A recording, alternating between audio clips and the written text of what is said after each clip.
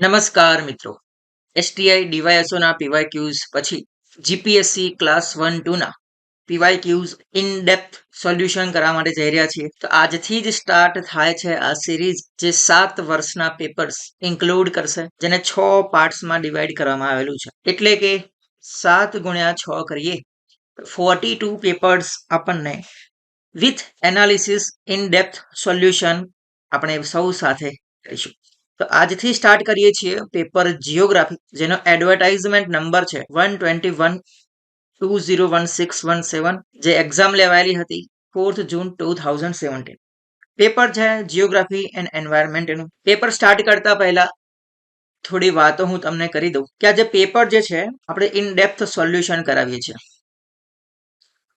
સાથે સાથે એનાલિસિસ કરીએ છીએ, સાથે સાથે એ પણ જોઈએ છીએ કે આ ક્વેશ્ચન જે છે એ કઈ કઈ એક્ઝામમાં, બીજી કોઈ એક્ઝામ પૂછાયેલા છે, શું યુપીએસસી ના ક્વેશ્ચન છે, શું બીજી જીપીએસસી ને કોઈ બીજી એક્ઝામમાં પૂછાયેલો છે, એનું પણ આપણે એનાલિસિસ કરીએ છીએ.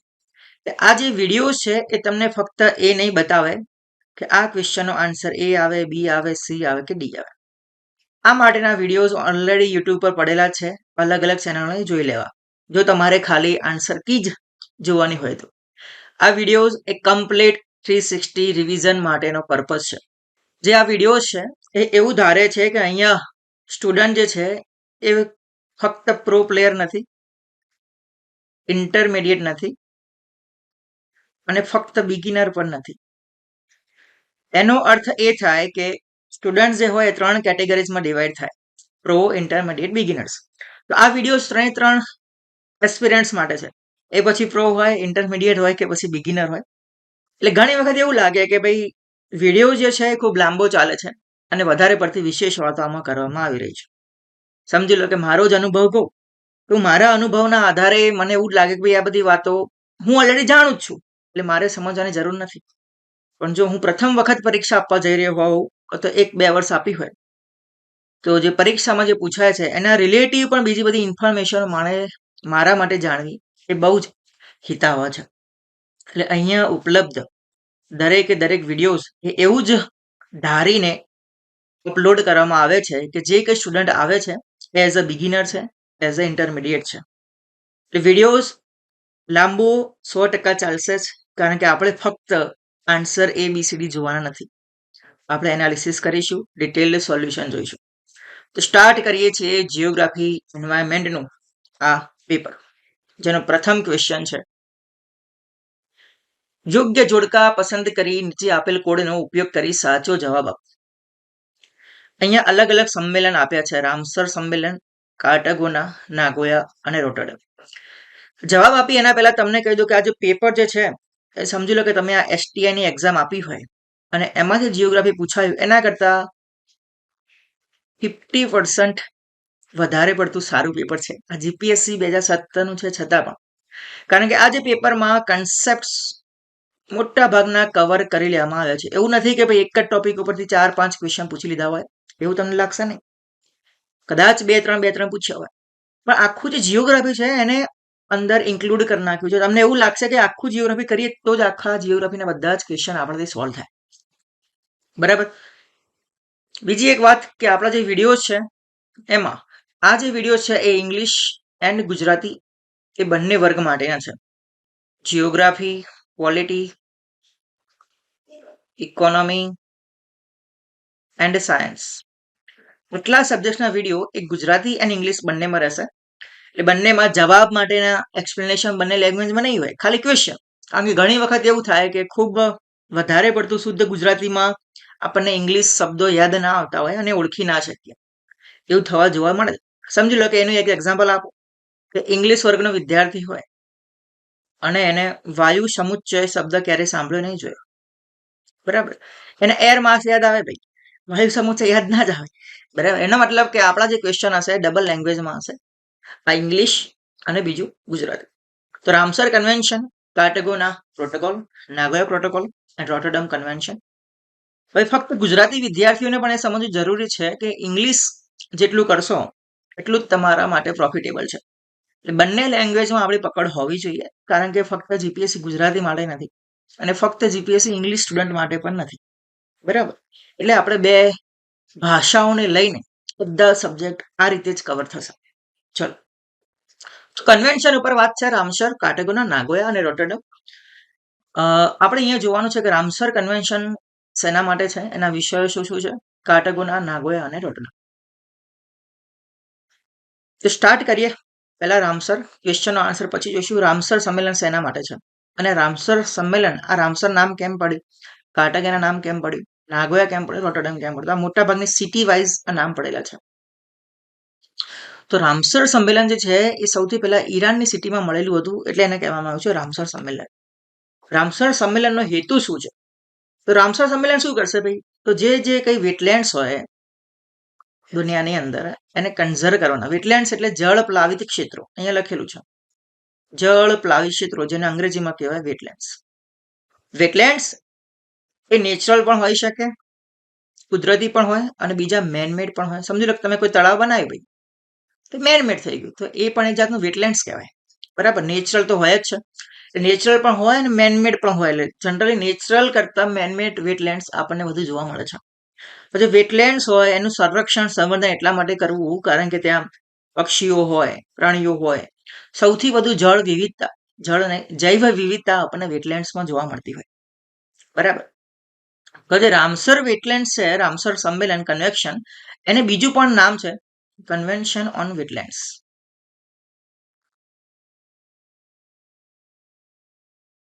આવી અલગ અલગ સાઇટો આપણને દુનિયામાં બધા જ રાજ્યોમાં, બધા જ દેશોમાં જોવા મળતી હોય, જેને કન્ઝર્વ કરવાની હોય.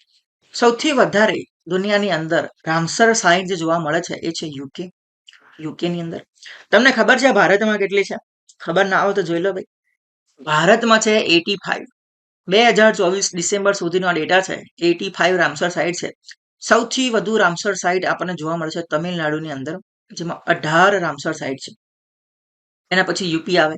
ગુજરાતમાં કેટલી છે? તો ગુજરાતમાં 4 છે. કઈ કઈ? થોળ, વઢવાણ, ખીજડીયા અને નળ સરોવર. તો ગુજરાતની 4 રામસર સાઇટ, તમિલનાડુની 18 રામસર સાઇટ અને અત્યાર સુધીની ભારતની 85 રામસર સાઇટ્સ ઉપલબ્ધ છે. બરાબર, બીજા પ્રોટોકોલ જોઈએ અને એ છે કાર્ટેગેના, નાગોયા અને સ્ટોકહોમ. આપણો ક્વેશ્ચન ફરીથી એક વખત જોઈ લો, કયા કયા છે? કાર્ટેગોના, નાગોયા અને રોટરડમ. હવે દેખો અહીંયા તમને રોટરડમ સિવાયના પણ બીજા બે દેખાય છે. એક છે કાર્ટેગોના, નાગોયા અને આ છે સ્ટોકહોમ અને બીજું છે બાઇઝેલ. તો આ ક્વેશ્ચન એ ખાલી રોટરડમ એના ઉપર નથી. એનો મતલબ કે જે બાયોડાયવર્સિટી કન્ઝર્વેશનના જે બધા પ્રોટોકોલ છે એમાંથી કોઈ પણ પ્રોટોકોલ પૂછાઈ શકે. અને બીજી મહત્વની વાત છે કે એન્વાયરમેન્ટનો ક્વેશ્ચન છે અને કાર્ટેગોના, નાગોયા, સ્ટોકહોમ, બાઇઝેલ, દરેક વખતે તમને એક ક્વેશ્ચન તો જોવા મળશે કે આમનું કાર્ય શું છે ને શેના માટે છે, તમે જોશો. બરાબર, તો કાર્ટેગોના શેના માટે છે? કાર્ટેગોના છે બાયો સેફ્ટી, જૈવ સંરક્ષણ. હા, બાયો સેફ્ટી શેને છે? તો દેખો અહીં લખેલું છે જે ઓઇલ સ્પિલ થતી હોય એના માટે એનો પ્રોટોકોલ છે. Special protected areas wild life protocol concerning pollution. આમાં જો યાદ રાખવું હોય કાર્ટેગોનામાં, તો સૌથી વિશેષ જે યાદ રાખવાનું આવે છે એ LM, લિવિંગ મોડિફાઈડ ઓર્ગેનિઝમ, જેને બીજું GMO કહેવાય, જીનેટિકલી મોડિફાઈડ ઓર્ગેનિઝમ. એના સંરક્ષણ માટે છે, એનું ટ્રાન્સપોર્ટ થતું હોય, એનું હેન્ડલિંગ થતું હોય, તો એના સંરક્ષણ માટેનો છે પ્રોટોકોલ, કાર્ટેગેના પ્રોટોકોલ. નાગોયા શેના માટે છે? તો નાગોયા જે પ્રોટોકોલ છે એ છે બેનિફિટ શેરિંગ માટે. Equitable and fair benefit sharing. આ યાદ રાખો, ફેર એન્ડ ઇક્વિટેબલ શેરિંગ. કે તમે કોઈ પણ જીનેટિકલી મોડિફાઈડ ઓર્ગેનિઝમ ક્રિએટ કર્યા છે, બરાબર, કોઈ DNA નું જીનેટિક મોડિફાય કરીને તમને કોઈ ફાયદો થાય છે, તો એનું બીજા બધા દેશોમાં પણ એનું ફેર એન્ડ ઇક્વિટેબલ શેરિંગ એ થવું જોઈએ. આ છે નાગોયા, આ બાયોસેફ્ટી, LMO યાદ રાખો. રોટરડમ શાના માટે છે? તો રોટરડમ એના માટે છે કે PIC. દેખો અમુક વખતે ખાલી એક્ઝામમાં આ જ પૂછશે, POP શું છે, PIC શું છે, LMO શું છે. બરાબર, UPSC જે જનરલી પૂછે છે ને, તો એ ફક્ત આટલું લખે, POPs, PIC, LMOs. આવું ફૂલ ફોર્મમાં લખશે નહીં, લિવિંગ મોડિફાઈડ ઓર્ગેનિઝમ. બરાબર છે. PIC નો અર્થ થાય પ્રાયર ઇન્ફોર્મ્ડ કન્સેન્ટ. કે કોઈ કેમિકલ હોય તો એ અલગ અલગ દેશોમાં લઈ જવું હોય, જીનેટિકલી મોડિફાઈડ, તો એ દેશોમાં જ્યારે આપણે લઈ જઈએ છીએ તો એની પ્રાયર ઇન્ફોર્મ્ડ કન્સેન્ટ લેવી પડશે, એની મંજૂરી લેવી પડશે. બરાબર, અને બધા છે ભાઈ કેવા છે? બાઇન્ડિંગ છે, લીગલી બાઇન્ડિંગ પ્રોટોકોલ છે.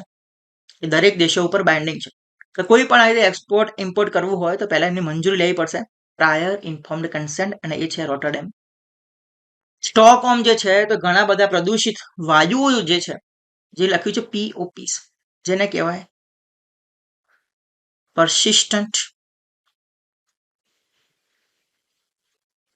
organic pollutants, કે જે લાંબા ગાળા સુધી આ જે પ્રદૂષકો છે એ વાતાવરણમાં, જમીનમાં રહે છે અને ધીરે ધીરે બીજી શૃંખલાઓમાં એ એક્યુમ્યુલેટ થયા જાય, જેનો માટે એક શબ્દ છે બાયો એક્યુમ્યુલેશન, જેનાથી ઘણા બધા રોગો થાય. પણ પરફેક્ટ એક્ઝામ્પલ છે એક છે, તમે એન્ડોસલ્ફાન સાંભળ્યું હશે,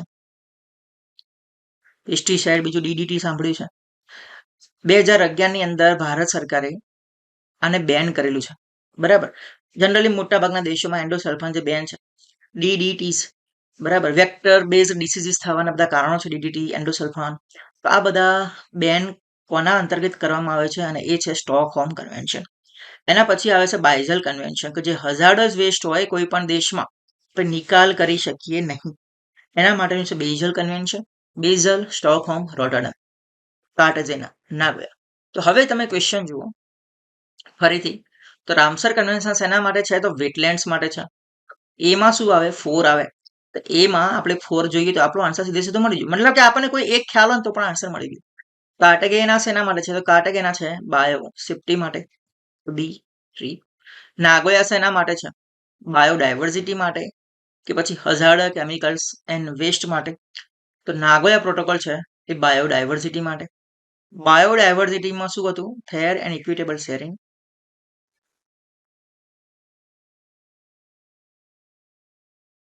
રોટરડમ છે એ હઝાર્ડસ કેમિકલ્સ એન્ડ પેસ્ટિસાઇડ. આ હતું PIC, પ્રાયર ઇન્ફોર્મ કન્સન્ટ. આપણો આન્સર શું થઈ ગયું? બી. ઓકે, જોઈએ નેક્સ્ટ જોઈએ. હા, નેક્સ્ટ જોતા પહેલા એક ક્વેશ્ચન તમને આ બતાવું. અને આ ક્વેશ્ચન છે UPSC CAPF 2023. આ ક્વેશ્ચન તમે આન્સર આપો કમેન્ટની અંદર. એ બાઇઝલ કન્વેન્શન, રોટરડેમ અને Stockholm relate to which of the following, કે આ શેના ઉપર આધારિત છે? Human rights, management of pollutants, conservation of wetlands, conservation of rivers. તમારે આન્સર આપવાનો છે. ઓકે, ચલો નેક્સ્ટ જોઈએ. તો યુપીએસસી ના પણ ક્વેશ્ચન PYQs GPSC માં પૂછાય, ખાલી યુપીએસસી ના નહીં. એ પેપર હમણાં આપણે ચેનલ પર અપલોડ કરીશું એનું સોલ્યુશન, અને એ છે UPPSC. જે રીતે GPSC પૂછાય એ રીતે UPPSC ની પણ એક્ઝામ હોય. તો ઘણા બધા ક્વેશ્ચન આપણે થીમ જોઈ શકીએ છીએ, કઈ થીમના ક્વેશ્ચન એ વારંવાર રિપીટ થતા હોય. તો UPSC ની તૈયારી માટે તમે ફોલો કરી શકો છો કાયરોસ UPSC. તમે જે વિડીયો જુઓ છો, ખેર કાયરોસ GPSC, અને ક્લાસ 3 ની GPSC UPSC સિવાયની કોઈ પણ એક્ઝામની પ્રિપેરેશન કરાવવા માટે VR કાયરોસ એ ચેનલ છે. તમને ઓલરેડી ચેનલ ઉપર આપણે દેખાઈ જશે. અને ખાસ એક બીજી માહિતી, અને એ તમારે જોઈન થવાનું છે ટેલિગ્રામની અંદર. જે કંઈ અહીંયા PDF આવે છે, ડિસ્કશન થાય છે, બધું જ ટેલિગ્રામમાં થશે. યુટ્યુબ ઓનલી વિડીયોઝ જ આવશે.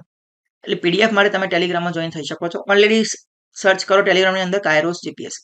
બીજી કોઈ માહિતી લેવી હોય, ઇન્ક્વાયરી કરવી હોય, ફીડબેક આપવો હોય, કે પછી કોઈ ક્વેરી માટે ક્વેશ્ચન પૂછવા હોય, તો એ બધું જ તમે કરી શકો છો info.kairos@gmail.com પર.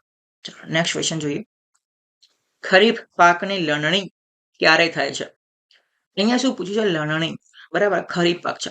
તો પહેલા તો એ ખ્યાલ હોવો જોઈએ કે ખરીફ અને રબી પાક આ કઈ કઈ ઋતુઓના છે? તો રબી છે એ શિયાળુ પાક છે, ખરીફ છે એ ઉનાળુ પાક છે. હવે જો ઉનાળામાં વાવતા હોય તો લણણી એકચ્યુઅલીમાં ઉનાળો પતી જાય એના પછી થતી હોય, બરાબર. રબી પાક છે એની વાવણી શિયાળામાં ચાલુ થાય અને લણણી એના 4-5 મહિના પછી સ્ટાર્ટ થાય. ખરીફ પાકની લણણી ક્યારે થાય છે? તો એનો આન્સર છે ઓક્ટોબર, નવેમ્બર. પહેલા તો એના પાક પણ કયા છે? તો આમાંથી 3 ક્વેશ્ચન પૂછી શકાય ખરીફ અને રબીમાંથી, કે ખરીફ પાક કયો, રબી પાક કયો, અને એના એક્ઝામ્પલ પૂછે. ભાઈ ખરીફ પાકોના એક્ઝામ્પલ કયા કયા છે, રબી પાકના એક્ઝામ્પલ કયા કયા છે. એના સિવાય વાવણી ઉપર ક્વેશ્ચન પૂછાય કે આનો કયા માસમાં વાવણી છે, અને કયા માસમાં વાવણી, અને ત્રીજું તમે જુઓ છો કે લણણી ક્યારે થાય. તો નાના એવા કન્સેપ્ટમાંથી 3 ક્વેશ્ચન આપણને જોવા મળે છે, અને આન્સર છે ઓક્ટોબર, સપ્ટેમ્બર, ઓક્ટોબર, નવેમ્બર. ખરીફ પાક છે એની વાવણી થાય જૂન જુલાઈની અંદર, જ્યારે લણણી થાય સપ્ટેમ્બર ઓક્ટોબર. એના એક્ઝામ્પલ છે રાઈસ, મેઝ, જુવાર, ઉડદ, કોટન, ગ્રાઉન્ડનટ, સોયાબીન. અને એ જ રીતે રવિ તમે જોઈ શકો છો ઘઉં, જવ, પીસ, ગ્રામ, મસ્ટર્ડ, બરાબર. જાયદ પાક જે છે મેનલી ફળાદીના પાકો કહેવાય. માર્ચ અને જુલાઈમાં કે જ્યારે ખરીફ અને રવિની ઋતુ પતી જાય ત્યારે જાયદ આવે માર્ચ જુલાઈ. મોટા ભાગના ફળો જ હોય. તો seasonal fruits, vegetables, fodder, crops આ જનરલી નોર્થ ઇસ્ટમાં વધારે જોવા મળે જાયદ પાક. નેક્સ્ટ જોઈએ, વિષુવવૃત્ત પર ક્ષોભ આવરણની આશરે સરાસરી ઊંચાઈ કેટલી છે? 5 કિલોમીટર, 16 કિલોમીટર, 20 કિલોમીટર કે 50 કિલોમીટર? ક્ષોભ આવરણ એટલે શું? ક્ષોભ આવરણ એટલે ટ્રોપોસ્ફિયર. તમને બધા આવરણો ખબર જ હશે. અને બીજી મહત્વની વાત કહું કે આ આવરણ ઉપરથી 2 ક્વેશ્ચન પૂછાયા આ પેપરની અંદર જ, બરાબર. જોઈએ છે. તો સૌથી પહેલું છે ટ્રોપોસ્ફિયર, જેને ક્ષોભ આવરણ કહેવાય. સ્ટ્રેટોસ્ફિયર, જેને કહેવાય સમતાપ આવરણ. મેજોસ્ફિયર, જેને કહેવાય મધ્ય આવરણ. ઉષ્મા આવરણ. અને એક્ઝોસ્ફિયર છે બાહ્ય આવરણ. ટ્રોપોસ્ફિયર છે ક્ષોભ આવરણ. તો જેની ઊંચાઈ 12 થી 18 હોય. આવું કેમ 12 થી 18? કેમ તો ભાઈ જે પૃથ્વી છે તો પોલ આગળ એની હાઈટ 12 કિલોમીટર હોય, જ્યારે ઇક્વેટર આગળ એની હાઈટ હોય છે 18 કિલોમીટર અને પોલ આગળ હોય છે 12 કિલોમીટર. 12 અને 18, તો આપણો આન્સર શું થશે? 16 કિલોમીટર એની સરાસરી ઊંચાઈ છે. હવે જોઈએ, પહેલા અહીંયા એક વસ્તુ ધ્યાન આપવાની છે કે ભાઈ સમજી લો કે આપણે અહીંયા લેન્ડ દોરી, ટ્રોપોસ્ફિયર જઈએ એટલે વાયુ જે હોય છે એ ઉપરથી નીચેથી જેમ ઉપર જઈએ એમ એ ઠંડા પડતા જાય. હવે જ્યારે પાછા ટ્રોપોસ્ફિયર સુધી પહોંચ્યા, ટ્રોપોસ્ફિયરથી સ્ટ્રેટોસ્ફિયર જઈએ એમ પાછું એનું તાપમાન વધતું જાય છે. હવે આપણે પહોંચ્યા છીએ સ્ટ્રેટોસ્ફિયર ઉપર. સ્ટ્રેટોસ્ફિયરથી ફરીથી મેજોસ્ફિયરમાં જઈએ એટલે તાપમાન પાછું ઓછું થતું જાય અને -85 ટુ -90 ડિગ્રી સુધી પહોંચી જાય. અને પછી પાછા આમ જઈએ એટલે તાપમાન વધવા માટે. આ રીતનું તાપમાનમાં પણ ચેન્જ આવે છે. તો તાપમાન ઉપર જ એક બીજો ક્વેશ્ચન આવશે. બીજું એક તમે જે ઉલ્કા દેખા છે એના પર પણ ક્વેશ્ચન આવે કે ભાઈ ઉલ્કા જે છે કયા સ્ફિયરમાંથી સળગવાનું સ્ટાર્ટ થાય છે, બરાબર. તો થર્મોસ્ફિયર અને મેઝોસ્ફિયર. જ્યારે મેઝોસ્ફિયરમાં ત્યારે સ્ટાર્ટ થઈ જાય અને જે થર્મોસ્ફિયર મેઝોસ્ફિયર વચ્ચે જે લાઈન બને છે જેને કહેવાય છે કર્મન લાઈન. કઈ લાઈનથી ઉષ્માનું સળગવાનું સ્ટાર્ટ થાય અને એ છે કર્મન લાઈન, બરાબર છે. ચલો નેક્સ્ટ જોઈએ, જે તાપમાન મહત્તમ ઘટીને આશરે -90 ડિગ્રી થાય છે તેવા વાતાવરણના આવરણને શું કહે છે? સમતાપ, મધ્ય, ક્ષોભ કે ક્ષોભ આવરણ? આ ક્ષોભ સીમા એટલે શું? ટ્રોપોપોઝ. તો સમજી લો કે આ પૃથ્વી છે તો આપણે ટ્રોપોસ્ફિયર, પછી મેજોસ્ફિયર. તો ટ્રોપોસ્ફિયર અને મેજોસ્ફિયર જે અલગ પાડે છે એને કહેવાય ટ્રોપોપોઝ, આને કહેવાય મેઝોપોઝ, બરાબર. પોઝ એટલે સીમા, એની લિમિટ આવી ગઈ, બાઉન્ડ્રી આવી ગઈ. ચલો, તો આનો આન્સર શું આવશે? તો ઓલરેડી જોઈ નાખ્યો મેજોસ્ફિયર, અહીંયા તમને દેખાશે -90 ડિગ્રી, -85 ટુ 90 આપણે હમણાં જોયું. ગટનબર્ગ ડિસકન્ટિન્યુટી કોની વચ્ચે જોવા મળે છે? આ ક્વેશ્ચન છે ઇન્ટેરિયર ઓફ ધ અર્થ. એકદમ સિમ્પલ ક્વેશ્ચન. ચલો જોઈએ એનો આન્સર. તો આપણે મોટા ભાગની 1, 2, 3, 4 અને 5 ડિસકન્ટિન્યુટી યાદ રાખવી પડે. જનરલી હું જે યાદ રાખું છું આ રીતે છે કે ભાઈ મોહો રેગુલે, મોહો રેગુલે, અને આગળ છે કોનરાડ. કોનરાડ છે સિયાલ અને સીમ એ બંનેને અલગ પાડતી ડિસકન્ટિન્યુ છે. મોહો જે છે એ સિયાલ અને અપર મેન્ટલને અલગ પાડતી કન્ટિન્યુટી છે, ડિસકન્ટિન્યુટી. રેપિટી જે છે એ અપર મેન્ટલ અને લોઅર મેન્ટલને અલગ પાડે છે. ગટનબર્ગ છે એ લોઅર મેન્ટલ અને આઉટર મેન્ટલ ને અલગ પાડે છે અને બે કોરને અલગ પાડતી છે લેહમાં. આપણને શું પૂછ્યું? ગટનબર્ગ. તો ગટનબર્ગ માટે શું આન્સર આવે? લોઅર મેન્ટલ અને આઉટર કોર. તો મેન્ટલ અને કોર, લોઅર મેન્ટલ અને આઉટર કોર. લગભગ આ જ આન્સર છે, મેન્ટલ અને કોરને અલગ પાડતી. આન્સર આવો જોઈએ. નેક્સ્ટ, ભૂમધ્ય પ્રકારની આબોહવાની લાક્ષણિકતા શું છે? પહેલા મેં કીધું કે જે જીપીએસસી આ વખતે જે ક્વેશ્ચન પૂછ્યા 2017 ની અંદર એ ઘણા બધા ડાયવર્સ ક્વેશ્ચન છે, મતલબ કે કન્સેપ્ટ અમને બહુ કવર કરી લીધા. મેડિટેરેનિયન ટાઈપ ઓફ ક્લાઇમેટ. ક્લાઇમેટના ટાઈપ કેટલા છે? 12. અને આ ટાઈપ્સ ઓફ ક્લાઇમેટમાંથી આ યરની અંદર અમને જે ક્વેશ્ચન પૂછ્યા છે એ છે બે ક્વેશ્ચન આપણને જોવા મળે છે અને એક ક્વેશ્ચન તો એવો છે કે જે રિપીટ થાય છે. ખેર, આપણે જોઈએ કે ભૂમધ્ય પ્રકારની આબોહવાની લાક્ષણિકતા શું છે? સમગ્ર વર્ષ દરમિયાન વરસાદ, ઉનાળા દરમિયાન મહત્તમ વરસાદ, ભીનો સુવાળો અને શુષ્ક ઉનાળો, અને સમગ્ર વર્ષ દરમિયાન અપૂરતો વરસાદ. અને સૌથી મોટી લાક્ષણિકતા છે કે જનરલી આપણને લાગે વરસાદ છે કે ચોમાસામાં પડે અને ઉનાળાથી એનો સ્ટાર્ટ થાય, ઉનાળો પતે એટલે. પણ ભૂમધ્ય પ્રકારની આબોહવાની લાક્ષણિકતા એ છે કે અહીંયા શિયાળામાં વરસાદ પડે છે ભાઈ. વિન્ટર રેન્જ એને કહેવાય છે. તો એ કન્સેપ્ટ બહુ સરસ મજાનો છે અને આ કન્સેપ્ટ તમને ખ્યાલ છે? તો તમને ખ્યાલ જ હશે. તમે કમેન્ટ કહો કે આવું શાના કારણે થાય છે? એકદમ નાનો કન્સેપ્ટ છે પણ એકદમ ક્લિયર કન્સેપ્ટ છે. બરાબર, તો એ કમેન્ટમાં કહો કે આવું શાના કારણે થાય છે. તો ભીનો સુવાળો અને શુષ્કોનો, તો આપણો આન્સર બી આવો જોઈએ. પણ સાથે આપણે મેડિટેરિયન ક્લાઇમેટ પણ ભણી જઈએ. મેડિટેરિયન ક્લાઇમેટ આપણને અહીંયા જોવા મળે છે. આ છે ભૂમધ્ય સાગર, બરાબર. અને આ લેટિટ્યુડ ઉપર અહીંયા મેક્સિકોની અંદર આપણને મેડિટેરિયન ક્લાઇમેટ દેખાય, ચીલીની અંદર દેખાય, ઓસ્ટ્રેલિયામાં પર્થ ઉપર પણ આપણે મેડિટેરિયન ક્લાઇમેટ જોવા મળે છે. તો 4 ભાગ ઉપર જોવા મળે, 40 ડિગ્રી નોર્થ અને 40 ડિગ્રી સાઉથ. તો આ બધું ગોખવાનું નહીં ભાઈ, આ તો એકદમ કન્સેપ્ચ્યુઅલ છે ભાઈ, બરાબર. પણ આ કન્સેપ્ટ આપણે આમાં કવર કરીશું નહીં, કારણ કે it is the concept, it is the lecture of the minimum of 1 hour, કે ભાઈ 1 કલાક નીકળી જાય એટલો કન્સેપ્ટ સમજવા માટે. એટલે આપણો એવો પ્રયત્ન છે કે આપણે ડિટેલથી આ તમને એક ટાઈપ્સ ઓફ ક્લાઇમેટ જે છે એ આપણે ક્લિયર કરાવી દઈશું એક્ઝામ પહેલા. બરાબર, બહુ જ મજાનો કન્સેપ્ટ છે અને આપણે એકદમ કન્સેપ્ચ્યુઅલી ભણીશું, કઈ જ ગોખવા થશે નહીં, એકદમ ઈઝી છે. આ જે પાઠ પાડ્યા છે તો આ અમને કોઠામાં પૂરવા માટે પાઠ પાડ્યા નથી. આ છે વેસ્ટર્ન પાર્ટ. કોઈ લેન્ડ હોય સમજી લો કે આખી આપણે પૃથ્વી દોરીએ છીએ, બરાબર. તો અહીંયા આપણે નોર્થ અમેરિકા, સાઉથ અમેરિકા દોરી દીધું, અહીંયા આફ્રિકા દોરી દીધું, અહીંયા બાજુમાં ઇન્ડિયા આવી ગયું. ભાવનાઓ સમજો ભાઈ, આખી લીટા કર્યા છે પણ હાલ આપણે આખો મેપ દોરી નથી, એટલે શોર્ટમાં આવું કરવું પડે છે. તો કોઈ પણ લેન્ડ હોય, આ લેન્ડ એનો આ લેફ્ટ હેન્ડ પાર્ટ છે, આ લેફ્ટ પાર્ટ છે, આ એનો સેન્ટ્રલ પાર્ટ છે અને આનો રાઈટ પાર્ટ છે. તો લેફ્ટ પાર્ટની અંદર આપણને આ ક્લાઇમેટ જોવા મળે, લેન્ડનો લેફ્ટ પાર્ટ, બરાબર. આ કોઠા પૂરવા માટે નથી ભાઈ, તો લેફ્ટ પાર્ટ. હવે લેફ્ટમાં જુઓ કે મેડિટેરિયન ક્લાઇમેટ કઈ બાજુ છે? લેફ્ટ સાઈડ છે, જેનું નામ છે વોર્મ ટેમ્પરેટ ક્લાઇમેટ. તો અહીંયા પણ તમને દેખાશે કઈ બાજુ? લેફ્ટ બાજુ.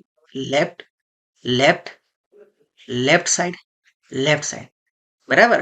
એટલે આ કોઠો બહુ મહત્વનો છે, એની દિશા પણ યાદ રાખો. અને બીજો ક્વેશ્ચન આના ઉપર પૂછાશે અને ક્લાઇમેટ ઉપર, એ છે હોટ ડિઝર્ટ, અને એ પણ કઈ બાજુ છે? Left side.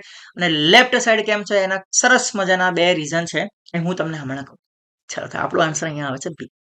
હવે જુઓ, વિશ્વના મોટા ભાગના ગરમ રણ કયા અક્ષાંશ વચ્ચે આવેલા છે? ફરીથી એનો જ ક્વેશ્ચન. મેડિટેરિયન જોયું આપણે 45 ડિગ્રી વાળું. હવે હોટ ડિઝર્ટ, ગરમ રણ કયા અક્ષાંશ છે? તો 10 ડિગ્રીથી 30 ડિગ્રી વચ્ચે. ક્વેશ્ચન જુઓ, 0 ડિગ્રી, 5 ડિગ્રી, 5, 15, 10, 30, એટલે કે 15 અરાઉન્ડ 30. આપણો આન્સર છે સી. પણ હોટ ડિઝર્ટ અહીંયા ડાબી બાજુ જ કેમ છે? આ ક્વેશ્ચન ખૂબ સરસ છે ભાઈ. જો આપણે ક્લાઇમેટમાં પવનના પટ્ટાઓ ના ભણ્યા હોય અને એ ખબર ના હોય તો આનો આન્સર આવડે નહીં. તો જુઓ, હવે હોટ ડિઝર્ટ આપણે આખી દુનિયાની અંદર જોઈએ તો અહીંયા જોવા મળે. પહેલું છે Mojave, California. Atacama desert, left side. Patagonian, Namib desert, left side. Sahara desert, left side. Australian desert, left side. આવું લેફ્ટ લેફ્ટ કેમ છે? એનું 2 રીઝન છે. પહેલું છે કોલ્ડ કરંટ. અહીંયા બધા જો કરંટ કેવા છે? Cold. California cold current, Peruvian cold current, Benguela cold current, Canaries cold current, Australian cold current. બીજું રીઝન છે હાઈ પ્રેશર. હાઈ પ્રેશર એટલે શું? ક્યાં હાઈ પ્રેશર? તો આ જે પટ્ટા છે ત્યાં શું નિર્માણ થાય છે? High pressure, high pressure, high pressure. High પ્રેશરથી શું થાય? તો હાઈ પ્રેશરથી થાય, અહીંયા જુઓ, આપણે એક એક્ઝામ્પલ તમને સરસ મજાનું આપી દઉં.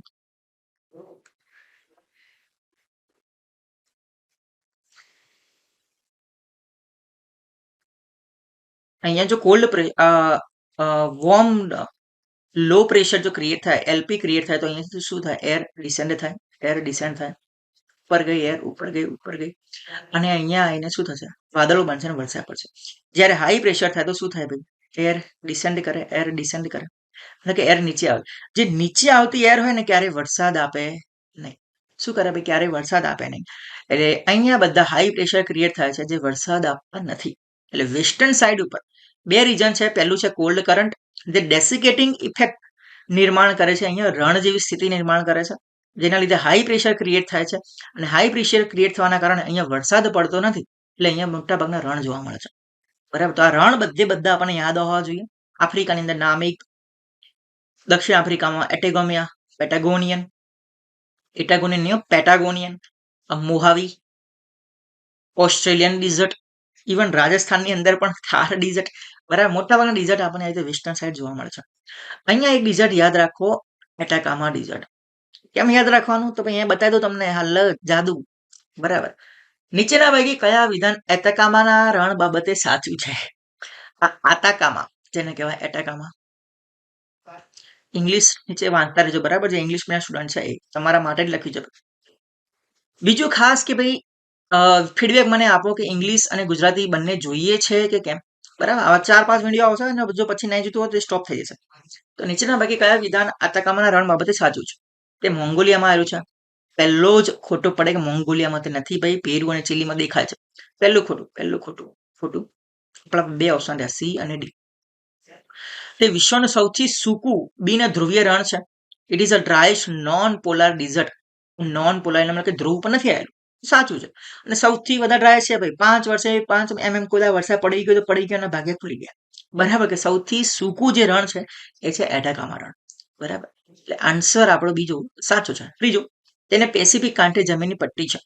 પેસિફિક મહાસાગરને ટચ કરે છે તો યસ. તો સેકન્ડ અને થર્ડ ઓપ્શન આપણા સાચા છે. આન્સર આપણો સી. જુઓ હવે અહીંયા પેરુ અને ચીલી, ત્યાં આવ્યું એટાકામા ડિઝર્ટ. સાગર કયો છે? Pacific ocean. ઓકે, નેક્સ્ટ જોઈએ. ગુજરાતના કાઠિયાવાડ વિસ્તારમાં નીચેના પૈકી કયા પ્રકારના જળ પરિવાહ ડ્રેનેજ જોવા મળે છે? હવે જે નદીઓ જતી હોય ને તો અલગ અલગ આવી રીતે ડ્રેનેજ બનાવતી હોય, જેના અલગ અલગ આકાર પડે, બરાબર. તો આવી અલગ અલગ સિસ્ટમ જે ક્રિએટ થતી હોય છે એને કહેવાય ડ્રેનેજ સિસ્ટમ.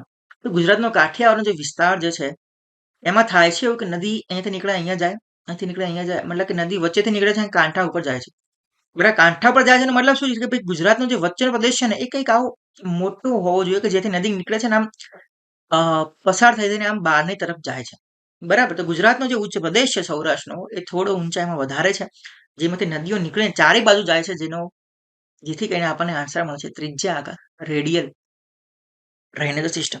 હવે આનો અર્થ શું થાય? તો દેખો, આ બધી નદીઓ જુઓ તમે, બધી જાય છે ક્યાં? અહીંથી નીકળી આમ ગઈ, અહીંથી નીકળી આમ ગઈ, અહીંથી નીકળી આમ ગઈ, અહીંથી નીકળી આમ ગઈ, અહીંથી નીકળી આમ ગઈ, અહીંથી નીકળી આમ ગઈ, મતલબ કે ચારે બાજુ, એનો મતલબ કે વચ્ચે કઈ મોટો પાર્ટ હોવો જોઈએ જેથી નીકળીને બધી આમ જાય છે, ઢોળાવવાળી છે. તો એને કહેવાય રેડિયલ કરંટ. આના 2 ટાઈપ આવે, રેડિયલી આઉટવર્ડ અને બીજું છે રેડિયલી ઇનવર્ડ. ઇનવર્ડ ક્યારે થાય? કે જ્યારે આજુબાજુનો ભાગ એ ઊંચો હોય અને વચ્ચે ખાડો હોય તો અહીંયાથી નીકળીને બધી અંદર આવશે, એને પણ શું કહેવાય? રેડિયલ કહેવાય. પણ એવી હોય ઇનવર્ડ હોય. હવે જુઓ અહીંયા ડેન્ડ્રિટિક જાળી વાળી, તો અહીંયા એક કોઈ પણ નદી ધારી લો તો બધી કેવી ડેન્ડ્રિટિક જ હોય મોટા ભાગની. આ ડેન્ડ્રિટિક થઈ ગઈ. ટ્રેલિસ રેક્ટેંગ્યુલર, આવી રીતે આકાર બનાવતી જતી ગઈ, બરાબર. એને કહેવાય રેક્ટેંગ્યુલર. એન્ગ્યુલર, સેન્ટ્રીપિટલ અને એન્યુલર. આના બીજા 2 નામ છે, સેન્ટ્રીપિટલ અને એન્યુલર. જો એ અંદરની સાઈડ આવતી હોય એને કહેવાય સેન્ટ્રીપિટલ. એન્ગ્યુલર કે બી નદીઓ આવી રીતે જતી હોય પણ વચ્ચે આમ ફરતી પણ હોય. રેડિયલ ત્રિજ્યાકાર ઓલરેડી જોઈ નાખી. અને છે પેરેલલ જતી હોય. તો આવા અલગ અલગ ટાઈપ્સના ડ્રેનેજ સિસ્ટમ આવે, બરાબર. કઈ બહુ એટલા અઘરા નથી ભાઈ, મિનિમમ કોન્સેપ્ટ છે. ચલો આગળ જઈએ. ભારતમાં નીચેના પૈકી કયું ભરતી ઉર્જાના ઉત્પાદન ક્ષેત્રે ક્ષમતા ધરાવે છે? ભરતી ક્યાં આવે અને ઉર્જા ક્યારે નિર્માણ થાય? કે જ્યારે વધારે પ્રમાણમાં એની ડાયરનલ રેન્જ જે છે ભરતી અને ઊંટની એ વધુ હોય, બરાબર. તો ભરતી અને ઉર્જાના મોજા એટલા ઊંચા આવવા જોઈએ, ભરતી અને ઊંટની ડાયરનલ રેન્જ પણ વધુ હોવી જોઈએ, એ જગ્યાએ ભરતી ઉર્જાના ઉત્પાદન ક્ષેત્ર નિર્માણ થાય, અને પોટેન્શિયલ એનર્જી કહેવાય, ટાઇડલ એનર્જી. તો ભારતની અંદર ખંભાતનો અખા જે છે એ આ રીતે છે. હવે આ સાંકડો પટ્ટો છે એટલે જે મોજા આવે છે ખૂબ ઊંચા આવે છે અહીંયા, અને ડાયનલ રેન્જ જે છે એને ખૂબ વધારે છે. આન્સર આવશે ખંભાતનો અખાત. શું તમને ખબર છે દુનિયાની અંદર સૌથી વધારે ટાઇડલ એનર્જીનો પોટેન્શિયલ ક્યાં છે? એ તમારે આન્સર આપવાનો છે. અને સૌથી વધુ ડાયનલ રેન્જ ક્યાં છે? તો ફોકલેન્ડની અંદર, બે ઓફ ફુંડી, ત્યાં આપણને સૌથી ઊંચા મોજા ઉછળતા જોવા મળે છે. આ પણ ક્યાં આવ્યું એ પણ તમે મને કહો કે કઈ કન્ટ્રીઝની અંદર આવેલું છે. ચલો, નીચેના આપેલા કોડ પ્રમાણે સાચો જવાબ પસંદ કરો. આ શું છે? તો રિવર્સ એન્ડ ટ્રિબ્યુટરીઝ છે. ટ્રિબ્યુટરી એની ઉપનદીઓ, બરાબર. કે જે કોઈ નદી આમ જતી હોય તો એને બીજી કોઈ નદી સહાયક નદી કહેવાય, અને અહીંયા એમ મળતી હોય તો આ જ નદી હોય, આ સમજી લો કે યમુના છે તો એને ચંબલ આવીને મળે છે, તો ચંબલ છે યમુનાની ઉપનદી કહેવાય અને ટ્રિબ્યુટરીઝ કહેવાય. પણ જો ક્યારેક એવું થાય કે ભાઈ યમુના છે એમાંથી કોઈ નદી નીકળીને બહાર જતી રહી કે ભાઈ મારે તારા મળવું નથી, એના કહેવાશે ડિસ્ટ્રીબ્યુટર. બરાબર. તો એવી જ ગંગા રિવર છે, એની એક ડિસ્ટ્રીબ્યુટરી છે હુગલી રિવર. હુગલી રિવર. બરાબર. કૃષ્ણ, બ્રહ્મપુત્ર, ગોદાવરી અને યમુના. તો યમુના રિવરની સહાયક નદી પહેલી છે D1. તો ડીમાં 1 જો આપણો આન્સર આવે. આપણને ખાલી એક ખબર છે તો પણ આન્સર આવી ગયો. બીજી તમે આ રીતે મેચ કરી લો. ભાઈ કૃષ્ણા છે તો તુંગભદ્રા, બ્રહ્મપુત્ર છે તો લોહિત અને ગોદાવરી છે તો અહીંયા. નીચેના પૈકી કઈ નદી, દેખો નદી ઉપર ખાસ આ ક્વેશ્ચન પૂછે. નીચેના પૈકી કઈ નદી ભારત અને નેપાળ વચ્ચે આંતરરાષ્ટ્રીય સીમા બનાવે છે? ગંડક, કોશી, શારદા કે તીસ્તા? આન્સર છે શારદા. આ નેપાળ અને આ શારદા. વાતાગ્રના સંપર્ક ઝોનનો ભાગ. હવે દેખો વાતાગ્ર આવ્યું, જો અંગ્રેજી શબ્દ આપેલો ના હોય તો ઘણી વખત ઇંગ્લિશ મીડિયમ વાળા સ્ટુડન્ટ કન્ફ્યુઝ. ભાઈ વાતાગ્ર એટલે શું અને વાયુ સમુચ્ચય એટલે શું? આવ્યો શબ્દ તો વાયુ સમુચ્ચય એટલે એરમાસ. બરાબર. અને વાતાગ્ર એટલે શું થાય ફ્રેન્ડ્સ? વાતાગ્રના સંપર્ક ઝોનનો ભાગ કે જ્યાં ઠંડો વાયુ સમુચ્ચય ગરમ વાયુ સમુચ્ચયની જગ્યા લે છે તેને શું કહે છે?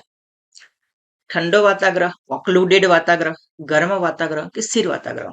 હવે જુઓ, આપણે ખાલી એક નાનો અમથો ડાયાગ્રામ દોરીએ અને અહીંયા કોલ્ડ એર પસાર થઈ રહી છે આ બાજુ, અને અહીંયા છે વોર્મ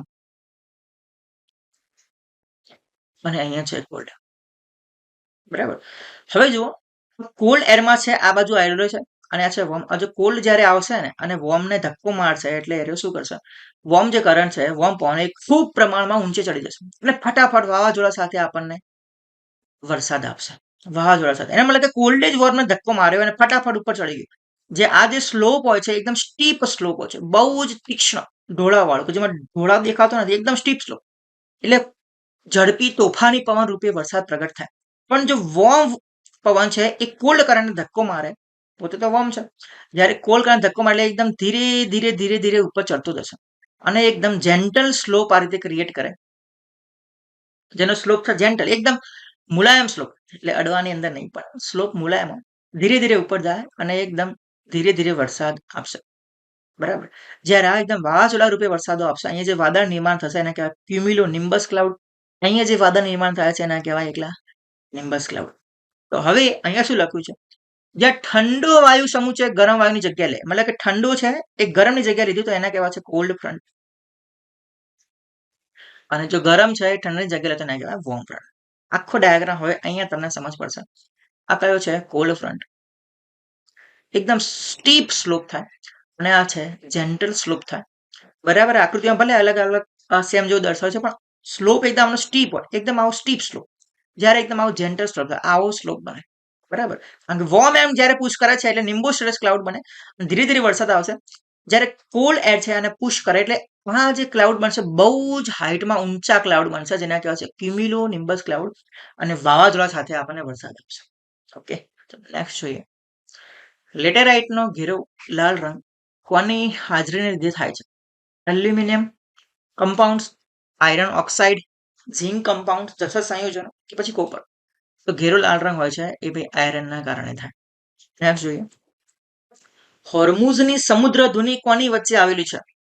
સમુદ્ર ધુની જેને કહેવાય સ્ટ્રેટ, તો સ્ટ્રેટ ઓફ હોર્મસ ક્યાં આવેલી છે? એનો મતલબ આ જે પેપર છે એમને વર્લ્ડ પોલિટિકલ જીઓગ્રાફી પણ લઈ લીધું ભાઈ. ખૂબ સરસ, મેપિંગ પણ આવડવું જોઈએ. બરાબર. અને આપણે જે તમને વાત કરી છે મિની કન્સેપ્ટ સિરીઝની, અને એમાં એક સિરીઝ ચાલુ થવાની છે અને એ છે મેપિંગ. બરાબર. મેપોલોજીના નામેથી મેપિંગ સ્ટાર્ટ થશે. એટલે બધું જ આપણે કરવાના છીએ. ધીરે ધીરે થશે કારણ કે આપણી ટીમ ખાલી 2 to 3 મેમ્બરની છે, એટલે ધીરે ધીરે થશે પણ તમને જે મળશે એ ક્વોલિટી હશે. બરાબર. હોર્મુઝની સમુદ્ર કોની વચ્ચે આવેલી છે? તો એ આવેલી છે પર્શિયન ગલ્ફ, અને આ છે ગલ્ફ ઓફ ઓમાન, અને આ રહ્યું ભાઈ દુબઈ. દેખો આ પણ દુબઈનો, આ યુએ નો ભાગ નથી. આ જે ભાગ છે એ ઓમાનનો ભાગ છે, આટલો ભાગ પણ યુએ લાગે પણ એવું યુએ નથી, ઓમાન છે. પર્શિયન ગલ્ફ અને ગલ્ફ ઓફ ઓમાન આ બંનેની વચ્ચે જે સામુદ્ર ધુની આવી છે એ છે સ્ટ્રેટ ઓફ હોર્મસ. તો અહીં ઘણી બધી સ્ટ્રેટ ઓફ પૂછાઈ શકે, સ્ટ્રેટ ઓફ બોસ્ફરસ સ્ટ્રેટ પૂછાઈ શકે, મલાકા પૂછાઈ શકે, જિબ્રાલ્ટર પૂછાઈ શકે, બેરિંગ પૂછાઈ શકે. પછી મેઇન જે સ્ટ્રેટ હોય એ આપણે યાદ રાખવાની થાય. નીચેના વિધાનો પૈકી સાચા વિધાનો કોડનો ઉપયોગ કરી ઓળખો. નર્મદા ફાટ ખીણમાં વહે છે. ફાટ ખીણ એટલે શું? તો રિફ્ટ વેલી. રિફ્ટ વેલી ક્યારે થાય તો તમને ખબર છે, જે કન્વેક્શન કરંટ હોય, કન્વેક્શન કરંટની રાઇઝિંગ લીમ જ્યારે હોય ત્યારે રિફ્ટ વેલી નિર્માણ થાય. આ બધું શું છે તો આ બધું તમે ભણ્યા હશો, ભાઈ ના ભણ્યા તો ચિંતા કરશો, આપણે ભણાવીશું. બરાબર. Continual drift, three plate tectonic થિયરીમાં બધા કન્સેપ્ટ આવે. આપણે સિંગલ વિડીયોઝ એ થિયરીનો ડિટેલની સાથે બનાવીશું. નર્મદા ફાટખીણમાં વહે છે, યસ. જ્યારે ફાટખીણ વહે અને આ રીતનો આખો બ્લોક હોય અને વચ્ચેથી ફાટખીણ થાય તો બ્લોક જે છે એ આ રીતનો થઈ જાય. બરાબર. એક બ્લોક નીચે જતો રહે, બીજો બ્લોક ઉપર, એટલે અહીંયા આપણને શું, જો અહીંયા આપણે ઉભા હોય તો આપણને શું દેખાય? પર્વત જેવું દેખાય. એક મિનિટ આપણે ઉભા રહીએ અહીંયા, તો આપણને શું દેખાય? પર્વત જેવું દેખાય. પણ એકચ્યુઅલી પર્વતો ના હોય, સાચા પર્વતો હોતા નથી, એટલા માટે આમના કહેવાય છે બ્લોક માઉન્ટેન. બરાબર. અને નર્મદા જેમાંથી વહે છે એ કયા છે? બ્લોક માઉન્ટેન છે આજુબાજુમાં. અને જેમાંથી વહે છે એને કહે છે રિફ્ટ વેલી. એટલે આ ફોલ્ડ માઉન્ટેન્સ નથી, આ છે બ્લોક માઉન્ટેન્સ. ઓકે. તો નર્મદા ફાટખીણમાં વહે છે, તો પહેલો સાચો આન્સર છે. બીજું તમને ક્વેશ્ચન કહું છું કે જે યુપીએસસીમાં પૂછાતો ક્વેશ્ચન આ રીતનો હતો કે ભાઈ ભારત જે છે એમાં સાઉથ ભારત છે, દક્ષિણ ભારત છે, એમાં બધી નદીઓ કેવી વહે છે? પશ્ચિમથી પૂર્વ, પશ્ચિમથી પૂર્વ, પશ્ચિમથી પૂર્વ, પશ્ચિમથી પૂર્વ. જ્યારે નર્મદા એ પૂર્વથી પશ્ચિમ વહે છે, એનું કારણ શું છે? શું કારણ તમે જાણો છો ભાઈ? તો એ કારણ પણ તમે કમેન્ટમાં કહો. દેખો, તમે કમેન્ટમાં લખવાનું એટલા માટે કહું છું કે કમેન્ટ વધે એટલા માટે નહીં, પણ તમારી થોડી એક્ટિવિટી છે ઇન્ક્રીઝ થાય. બરાબર. તમે પણ થોડા એક્ટિવ બનો. ખાલી કથાની જેમ વાર્તાઓ સાંભળતા વિડીયો જોવો, જનરલી બધા જોતા હોય, એનો કોઈ મતલબ નથી. બરાબર. જ્યારે વિડીયો જોવો તો જે ટોપિક આપણે ફાવતો નથી એનું નોટ ડાઉન કરો કે મને આ ટોપિક થોડો ઓછો ફાવે છે અને આને મારી પ્રેક્ટિસ કરવાની થોડી વધુ જરૂર છે. જ્યાં સુધી નોટ ડાઉન નહીં થાય અને વાર્તા રૂપે જ વિડીયો જોઈશું તો એનો કોઈ મતલબ નથી. એટલા માટે એક્ટિવ બનો અને આનો આન્સર આપો કે ભાઈ નર્મદા જે છે પશ્ચિમથી પૂર્વથી પશ્ચિમ વહે છે, એનું કારણ શું છે? બરાબર. ચલો, પહેલો તો આપણો સાચો છે. પહેલો અહીંયા આપેલ નથી, પહેલો અહીંયા આપીને લઈએ અને સીધો આપણે ગયા. હવે પશ્ચિમમાં વહેતી નદીઓ પૈકી નર્મદા સૌથી લાંબી છે. તવા જળાશય નર્મદા પર નિર્માણ કરવામાં આવ્યું છે. નર્મદા પહોળું નદીમુખ બનાવે છે. તો નર્મદા પહોળું નદીમુખ એટલે કે એસ્ચ્યુરી જે છે એ ખૂબ પહોળી બનાવે છે, તો એકદમ રાઈટ. હવે ભાઈ જે ગંગા મુખ ત્રિકોણ પ્રદેશ જે બને છે, જેટલા મુખ ત્રિકોણ પ્રદેશ બને છે, બરાબર, માઉથ ઓફ ધ રિવર, એ મોટી મોટી એસ્ચ્યુરી ક્રિએટ કરતા છે. એટલે જે હુગલી રિવર છે એ પણ એસ્ચ્યુરી બનાવે છે, ગંગા નદી છે એ પણ એસ્ચ્યુરી ક્રિએટ કરે છે. તો ફોર્થ પણ સાચું. તો ફોર્થ અહીંયા આપેલ નથી અને ફોર્થ અહીંયા આવે છે, આપણો આન્સર ઓટોમેટિકલી 1, 2 and 4. પશ્ચિમમાં વહેતી નદી પૈકી નર્મદા સૌથી લાંબી છે, આપણને ખબર ના હોય તો પણ સાચો. હવે ત્રીજું જોવાનું કે તવા જળાશય નર્મદા પર નિર્માણ કરવામાં આવ્યું છે. હવે જે તવા છે એ તવા ઓલરેડી એક રિવર છે અને તવા રિવર જે છે એ ટ્રિબ્યુટરી છે, સહાયક નદી છે કોની? નર્મદા નદીની. બરાબર. અને જળાશય બાંધવામાં આવ્યો છે એ બાંધવામાં આવ્યો છે તવા ઉપર, ના કે નર્મદા ઉપર. ત્રીજો આપણો ફોટો છે. તો દેખો, નર્મદા રિવર જેથી પસાર થાય છે એની ઉપર છે વિંધ્યા રેન્જ. આપણે માઉન્ટેન જેવું લાગે છે, પણ આ એકચ્યુઅલીમાં કયા માઉન્ટેન છે? Block mountain. અને આ છે સાતપુરા, એ પણ છે બ્લોક માઉન્ટેન. આ બંનેની વચ્ચેથી પસાર થાય નર્મદા અને આની નીચેથી જે પસાર થાય છે એ છે તાપી. બરાબર. તો અહીંયા તવા દેખાશે ને આ રિવર જે છે તવા રિવર. ભૂમિજન્ય નિક્ષેપો મુખ્યત્વે ક્યાં જોવા મળે છે? ખંડીય છાજલીઓ અને ઢાળ, સમુદ્ર ખાઈ, ઊંડા સાગર તળ, કે ભાઈ સમુદ્રની પર્વતમાળાઓ અને ટેકરા. ભૂમિજન્ય નિક્ષેપો એટલે કે જે નદીઓ બધું લઈને આવે છે ભાઈ, બરાબર, આ નદીઓ બધું લઈને આવી, તો નદીઓ જે છે એ કઈ જગ્યાએ ભૂમિજન્ય નિક્ષેપો નાખશે? તો સૌથી પહેલા જે ઓશન હોય તો ઓશન સ્ટાર્ટ થાય કોન્ટિનેન્ટલ શેલ્ફથી. કોન્ટિનેન્ટલ શેલ્ફ આવે એના પછી ઢોળાવ આવે જેના કહેવાય સ્લોપ, અને આટલો જે ભાગ છે એના કહેવાય શેલ્ફ. અને પછી કોન્ટિનેન્ટલ રાઇઝ આવે કે ઓશન જે છે એનું ડીપ ચાલુ થયું જેને કહેવાય એબાઇઝલ પ્લેન. બરાબર. જેને કહેવાય કોન્ટિનેન્ટલ ઓશન, કોન્ટિનેન્ટલ રાઇટ નહીં રાઇઝ. બરાબર. તો જે નિક્ષેપો આવે છે બધા સેલ્ફમાં જોવા મળે અને સ્લોપમાં જોવા મળે, ના કે ડીપ સીમાં, ના કે ટ્રેન્ચીસ. ટ્રેન્ચ એટલે ખાણ છે ભાઈ, ખાણમાં ના જાય. બરાબર. નિક્ષેપો સેલ્ફમાં જશે. આન્સર આપણો આવશે. દેખો, અહીંયા તમને સારું દેખાશે કે નદી આવી, બરાબર, એને બધા નિક્ષેપો ક્યાં નાખે? કન્ટિન્યુઅસ સેલ્ફની અંદર. આપણે જે છબછબિયા કરે છે દરિયા આગળ, એ બધા સેલ્ફ. આપણે ખાલી આટલા વિસ્તારમાં છપછપે કરી બધા મોજા આવતા બરાબર. એનાથી આગળ જાય એટલે નદીનું આખું ઝરણું ક્રિએટ થાય ભાઈ. જેટલા પૃથ્વીની ઉપર મોટા ઝરણા દેખાય એનાથી પણ વિશેષ મોટા આપણે દરિયાની અંદર ઝરણાઓ દેખાય છે બરાબર. તો આ છે કન્ટિનેન્ટલ સ્લોપ, અને સ્લોપ પછી ચાલુ થાય એબાઇઝલ પ્લેન, જ્યાં મોટા મોટા પર્વતોના પર્વતમાળાઓ દેખાય, હારમાળાઓ દેખાય, મિડ ઓશનિક રીજ દેખાય, એ બધું ક્રિએટ થાય એબાઇઝલ પ્લેનની અંદર. ચલો તો સેલ્ફ ઉપર ફરીથી એક બીજો ક્વેશ્ચન છે, એક જ ટોપિક ઉપર બીજો ક્વેશ્ચન કયો છે ભાઈ, જુઓ તમે જ જુઓ. ભારતમાં નીચેના પૈકી કયા રાજ્યને સૌથી પહોળી ખંડીય છાજલી છે? કે ભારતમાં કયા રાજ્યને સૌથી મોટો કોન્ટિનેન્ટ શેલ્ફ છે? તો ભાઈ જેનો દરિયા કિનારો સૌથી લાંબો હોય એનો જ હોય, અને આન્સર છે ગુજરાત. ચલો ગુજરાત તમને ખબર પડી ગઈ. તો ખાલી ગુજરાત યાદ ના રાખો, પહેલા જે 3 હોય ને એને યાદ રાખો. તો ગુજરાત છે સૌથી પ્રથમ, બીજું છે મહારાષ્ટ્ર, ત્રીજું તમિલનાડુ, ચોથું કેરળ. 4 યાદ રાખો ને તો આપણને શું લાગે ખબર કે આંદમાન નિકોબાર પણ આવી જાય. પહેલા 4માં આંદમાન નિકોબાર નથી આવતું. પહેલા ગુજરાત, મહારાષ્ટ્ર, તમિલનાડુ અને પછી આવે છે કેરળ. બરાબર, તો આ રીતે તમે યાદ રાખી શકો છો. આ યાદ રાખવાનો કેમ અર્થ છે? કારણ કે જો ચડતા ક્રમમાં ઉતરતા ક્રમમાં જો ગોઠવવાના થાય તો આપણે બધા યાદ હોવા જોઈએ. એટલે પહેલા 3 યાદ રાખો, એ મેઇન છે. અને કારણ કે એક્ઝામમાં જવાબમાં તમને 3 થી 4 તો પહેલા ના આપેલા છે, બાકી બધા ફેરવેલા હશે. નેક્સ્ટ જોઈએ, નીચેના પૈકી કયો ગરમ સમુદ્ર પ્રવાહ છે? ગરમ સમુદ્ર પ્રવાહ જેને કહેવાય વોર્મ ઓશન કરંટ. ખેર અહીંયા લખેલું છે, હું શું કામ અહીંયા લખું છું. તો કેનરી, અખાતી પ્રવાહ, લાબ્રાડોર અને કુરીલ. જોઈ લઈએ. દેખો પહેલું છે ગલ્ફ સ્ટ્રીમ, આન્સર કી આવી ગયો આપણો answer Gulf Stream. Warm ocean current, અખાતી કરંટ, એટલે આન્સર થયો બી. કેનરી છે ઠંડો છે. પછી બીજો કયો કીધો અમને? કેલિફોર્નિયા છે, એ પણ કેવો છે? ઠંડો કરંટ છે.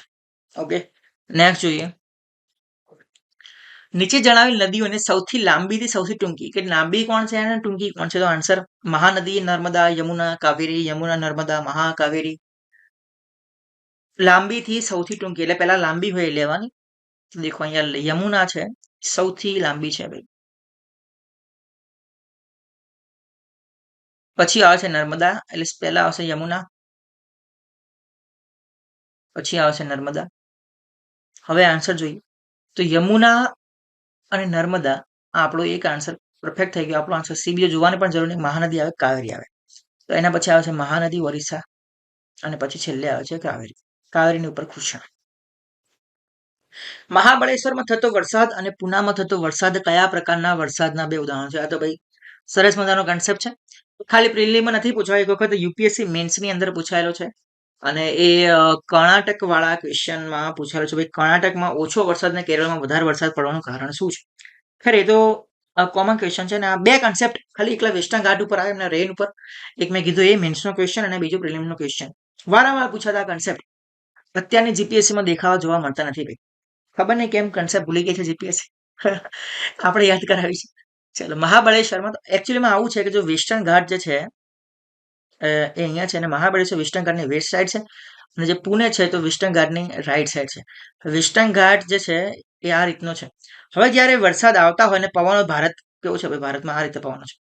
તો પવનો આ રીતે આયા બધા ભેજ લઈને, તો જેવો ભેજ આવે છે ફટ લઈને આમ ઉપર ચડી જાય. હવે ઉપર ચડીને જેટલી સ્પીડથી ઉપર જાય છે એટલી સ્પીડથી એના સોલિડિફાઈડ થાય, એટલે વાદળ પડે. અહીંયા આ બાજુ શું કરે? વરસાદ આપી દે. વરસાદ આપી દે બરાબર. કારણ કે જેમ જેમ ઉપર જાય એમ તાપમાન ઓછું થતું જાય, એટલે ઘન બનતા જાય, અને વાદળો જે છે એ વરસાદ ઊંચકી ના શકે ને અહીંયા વરસાદ આપી દે છે. પછી ઉપર જાય ને પછી આમ નીચેની સ્લાઇડ આવે બરાબર. જ્યારે નીચે આવતા એટલે વાદળમાં પાણી તો રહ્યું નહીં. પાણી રહ્યું નહીં એટલે બચારા કોરા કોરા છે, એટલે કોરા કોરા છે, અને અહીંયા આવેલું છે પૂના. તો વરસાદ અહીંયા પૂનામાં નહીં પડે, જ્યારે અહીંયા મહાબળેશ્વર પડશે. તો આ કયા ટાઈપનો રેન છે ભાઈ? આને કહેવાય છે ઓરોગ્રાફિક રેન. બરાબર, ઓરોગ્રાફિક રેન, જેને ગુજરાતીમાં કહેવાય ભૂપૃષ્ઠ ઊંચાઈનો વરસાદ. આટલા ટાઈપના રેન હોય: સાયક્લોનિક, ઓરોગ્રાફિક, કન્વેન્શનલ અને ફ્રન્ટલ. ફ્રન્ટ જનરલી જોવા મળે છે આપણને યુએસએ ની અંદર, યુએસએ કેનેડામાં ફ્રન્ટલમાં. બરાબર, જે ટેમ્પરેટ ઝોન હોય એ બધી જગ્યાએ આપણને વરસાદ જોવા મળે છે, એ છે ફ્રન્ટલ. ખેર આ જોઈશું આપણે બધા વારાફરતી 1 by 1. આ મિની કન્સેપ્ટ સિરીઝ એટલા માટે ચાલુ કરવાનું કહું છું કે દરેક વખતે એક ક્વેશ્ચનની અંદર આપણે એકનો એક ક્વેશ્ચન વારંવાર શીખવવું ના પડે એટલા માટે મિની કન્સેપ્ટ સિરીઝ આપણે એ સ્ટાર્ટ કરીશું જેમાંથી વારંવાર ક્વેશ્ચન પૂછાય છે. અને આનો આન્સર છે ઓરોગ્રાફી. તો અહીંયા તમે જોઈ શકો છો કે અહીંયા પર્વત હોય, પવનો જે છે ભેજવાળા ઉપર જાય છે, જેટલા ઉપર જાય છે એટલું સોલિડિફાઈડ થાય છે ઠંડીના કારણે, અને અહીંયા વરસાદ આપી દે છે. જ્યારે આ બાજુ જાય છે એટલે આખો જે આવાજનો વિસ્તાર છે જેને કહેવાય છે રેન શેડો રીજન, બરાબર, વરસાદ આચ્છાદિત પ્રદેશ કે જ્યાં વરસાદ મળતો નથી. એટલે પુણે જે છે અહીંયા છે, મહાબળેશ્વર અહીંયા છે, એટલે અહીંયા વરસાદ પડે છે, અહીંયા ઓછો છે. નેક્સ્ટ જોઈએ, નીચે જણાવેલ વાયુ અને તેમની વાતાવરણમાં ટકાવારીના ઘટતા ક્રમમાં ગોઠવો. ઓક્સિજન, નાઇટ્રોજન, કાર્બન આવશે, આર્ગન. આપણને પહેલા બધું ખબર હવે પહેલો નાઇટ્રોજન આવે, પહેલા બે આવશે, પછી એક આવશે. બે એક આપણને અહીંયા પણ આવેલું છે અને અહીંયા પણ આપેલું છે. સી અને ડી એ ખોટા, તો શું આન્સર બી આવે કે ડી આવે? એના માટે આપણે ખોટું જોવાનું. પહેલા આવે છે નાઇટ્રોજન, ઓક્સિજન, અને પછી આવે છે આર્ગન અને કાર્બન ડાયોક્સાઇડ. બરાબર, તો આર્ગન પહેલા, પછી કાર્બન ડાયોક્સાઇડ, પછી આવશે 4 અને 7 થર્ડ. આપણો answer B is the right answer. Question જોઈએ, મધ્યાહન સમયે જહાજ ઉપર ક્રોનોમીટર એ જ દિવસના 7 AM GMT દર્શાવે છે. એનો મતલબ કે આપણે જીએમટી જે છે, જીએમટી ત્યાં કેટલા વાગ્યા છે? 7 AM, સવારના 7 વાગ્યા છે. આપણને શું પૂછે? મધ્યાહન સમય. તો મધ્યાહન ખ્યાલ આવો જોઈએ કે શું એ આ બાજુ હશે કે આ બાજુ હશે? પહેલા કહો ભાઈ 7 AM છે. સૌથી પહેલા સૂર્ય કઈ બાજુ ઉગશે? તો ભાઈ પૂર્વ બાજુ ઉગશે. તો પૂર્વ બાજુ સૂર્ય અહીંયા ઉગી ગયો છે, અહીંયા ઉગી ગયો છે. એટલે મતલબ એ થાય કે આપણું ભારત કઈ બાજુ હશે? ભાઈ આ બાજુ હશે. કેમ? આ જીએમટી છે ને ભાઈ યુરોપમાં આવેલું છે, બરાબર, યુકે. ભારત જે છે અહીંયા છે, મતલબ કે ભારત છે એ યુકે થી પૂર્વની સાઈડ થાય, અને સૌથી પહેલા સૂર્યોદય યુકેમાં થાય કે ઇન્ડિયામાં? તો ઇન્ડિયામાં થશે. અને એટલા માટે જે ભારત જે છે એ 82.5 ડિગ્રી ઈસ્ટ છે, એટલે ભારતનો સમય 5:30 પ્લસ છે. બરાબર, આટલી ખબર પડી તમને? મતલબ કે જો જીએમટી ઉપર 12 વાગ્યા હોય તો ભારતમાં કેટલા વાગ્યા હોય? 5:30 થયા હોય. પણ અહીંયા જીએમટી ઉપર કેટલા વાગ્યા? 7 વાગ્યા છે. આપણને મધ્યાહન પૂછ્યું છે, તો આપણો જે સમય આવે એ તો પહેલા પૂર્વમાં જ આવવો જોઈએ. કારણ કે જો સવાર અહીંયા થઈ ગયું, બપોરે થઈ ગયું. કેમ? કારણ કે આ સમય પહેલા અહીંયા સૂર્યોદય થઈ ગયું. ધીરે ધીરે સૂર્યોદયથી આગળ જતા રહ્યા છીએ અને પાછળનો ભાગ પૃથ્વીનો આગળ આવે છે. સમજી લો કે પૃથ્વી આ છે, તો પૃથ્વી કઈ બાજુ? પ્રથમ પશ્ચિમથી પૂર્વ. મતલબ કે અહીંયા સૂર્ય ઉગી ગયો છે. સમજી લો કે અહીંયા સૂર્યોદય થવાનું ચાલુ થાય. આ ભાગ જેવો અહીંયા આવશે એવો પાછળનો ભાગ અહીંયા આવીને અહીંયા આવતો હશે. બરાબર, એનો મતલબ કે આપણે અહીંયા છીએ, સૂર્યોદય ઉગ્યો ત્યારે યુકે હજુ ઊંઘતું જ હશે, એ આગળ આવશે. ત્યાં સુધી આપણે 5.5 કલાક આગળ જતા રહ્યા છું. હવે અહીંયા 7 AM બતાવે છે, તો આપણે ક્યાં છીએ આપણે શોધવાનું છે. તમને ખબર જ છે કે અર્થ જે છે એ 1 કલાકમાં 15 ડિગ્રી જે છે એ પસાર કરે. 15 ડિગ્રી લોન્જિટ્યુડ્સ પસાર કરે. કેમ? 1 કલાકની અંદર 15 ડિગ્રી પાર કરે, તો 1 ડિગ્રીને પાર કરવા માટે સમય કેટલો છે? 4 મિનિટ. 1 કલાકની 15 ડિગ્રી. અહીંયા 7 વાગ્યા છે, બરાબર. તો જહાજનું રેખાંશ સ્થાન શું છે? અહીંયા કેટલા વાગ્યા છે? 7 વાગ્યા છે. જીએમટી ઉપર 7 બતાવે છે ભાઈ, બરાબર. પણ આપણે જે જહાજ ઉપર બેઠા છીએ એ કેટલું બતાવે છે? 12 PM. 12 PM. જે જહાજ ઉપર છે એ 12 બતાવે છે, અને જીએમટી છે એ 7 AM બતાવે છે. ફરક કેટલો રહ્યો? 5 કલાકની. તો 5 અવર્સ. 1 અવરની અંદર જો 15 લોન્જિટ્યુડ પાર કરે, 5 અવર્સની અંદર 5 ગુણ્યા 15 પંચા કેટલા? 75 ડિગ્રી. 75 ડિગ્રી આવ્યું, તો 75 ડિગ્રી હવે કયું આવે? પૂર્વ બાજુ આવે કે પશ્ચિમ બાજુ? તો અહીંયા સવાર છે, તો બપોર ક્યાં બાદ થઈ હોય? જમણી બાદ થઈ હોય, તો શું આવે? પૂર્વ. 75 ડિગ્રી પૂર્વ એ આપણો આન્સર થાય. 75 ડિગ્રી ઈસ્ટ લોન્જિટ્યુડ. બરાબર. ચલો હવે જોઈએ સામુદ્રિક હલચલ અને બળ. આ બધું ભાઈ ઓશનોગ્રાફી આવે. તમને સૌથી પહેલા ખબર હશે ભાઈ પ્રવાહ જે છે શેના કારણે આવે? પવન, તાપમાન, ગુરુત્વાકર્ષણ, ઘનતા. મતલબ કે જે કંઈ થઈ રહ્યું છે એના કારણો અહીંયા આપેલા છે. તો ભરતી ઊંટ સૌથી પહેલા તમે લો, અને બધાને ખબર હશે કે સૂર્ય અને ચંદ્રનું ગુરુત્વાકર્ષણ બળ લાગે છે. તો ડીમાં શું આવે? 2. તો ડીમાં 2. આપણો આન્સર સીધે સીધો મળી ગયો. હવે આગળ જુઓ ભાઈ, આપણે બધું જોવાનું, બરાબર. મોજા છે શાના કારણે આવે છે? પવન, તાપમાન કે પછી ઘનતા. તો મોજા જે છે એ પવનના કારણે આવે છે. તમે જે સમુદ્રમાં જાઓ છો અને મોજા જે આવતા હોય પવનની લહેરોના કારણે આવતા હોય. તો સી માં ડી ક્લિયર. પ્રવાહ અને જળ જથ્થો, કરંટ. કરંટ શેના કારણે જાય તો વોર્મ કરંટ અને કોલ્ડ કરંટ એ તમે જોયું છે. તો વોર્મ અને કોલ્ડ શેના આધારે છે તો ટેમ્પરેચર ઉપર. કયો કરંટ વોર્મ છે, કયો કરંટ કોલ્ડ છે. જળ જથ્થો વોટર માસ, તો વોટર માસ શેના ઉપર નિર્ધારિત કરે ઘનતા ઉપર. એ જે છે એ 3, બી જે છે એ 1. મળી ગયું. ચલો નેક્સ્ટ જોઈએ. નીચેના પૈકી કઈ જોડી યોગ્ય રીતે જોડાયેલ નથી. હવે આ રિવોલ્યુશન 2017 થી ચાલુ છે અને ક્વેશ્ચન 2024 પણ પૂછાય છે. મતલબ કે 7 વર્ષ જૂના હજુ સુધી રિવોલ્યુશન ના ચાલુ છે.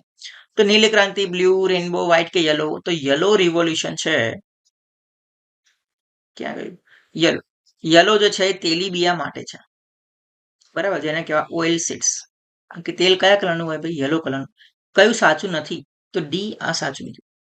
આટલા રિવોલ્યુશન છે. તમે વિડીયો સ્ટોપ કરીને કાચું સ્ક્રીનશોટ એને સાથે રાખી શકો છો. આટલા રિવોલ્યુશન છે.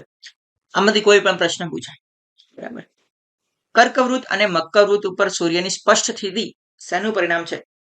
સૂર્યની સ્પષ્ટ સ્થિતિ જો કર્કવૃત ઉપર આવે એને કહેવાય છે ઉનાળુ અયન, જેને કહેવાય સમર સોલસ્ટાઇસ. અને જો મકર વૃત પર આવે તો એને કહેવાય છે શિયાળુ અયન, જેને કહેવાય છે વિન્ટર સોલસ્ટાઇસ.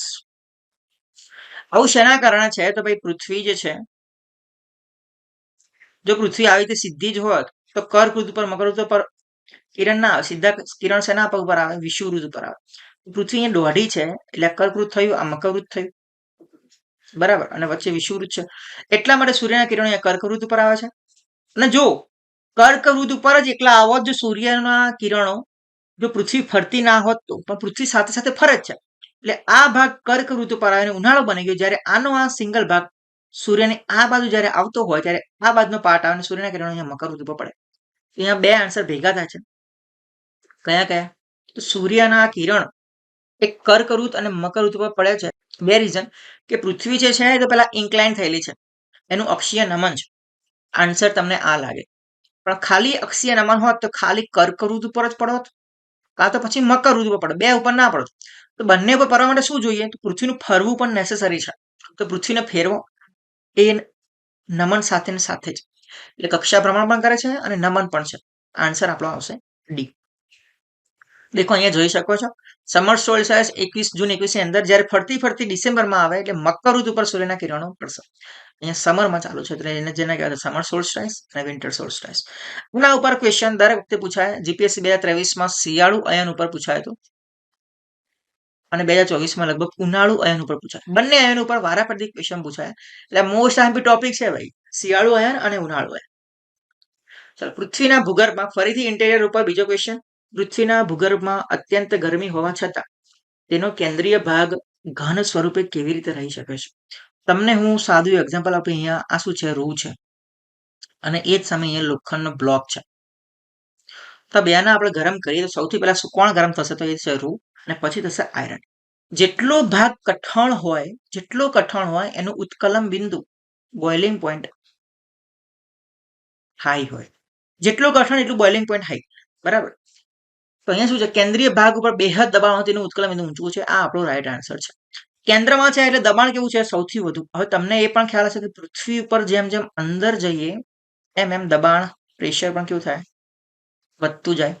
પૃથ્વી પર અંદર જઈએ એમ ટેમ્પરેચર પણ કેવું જાય? વધતું જાય. જેમ જેમ અંદર જઈએ ડેન્સિટી પણ કેવી થાય? વધતી જાય. પ્રેશર પણ વધે છે, ટેમ્પરેચર પણ વધે છે. તો આન્સર આપણો થાય ભારતીય અવાજ પ્રદૂષણ નિયમન અને નિયંત્રણ નિયમો 2000 પ્રમાણે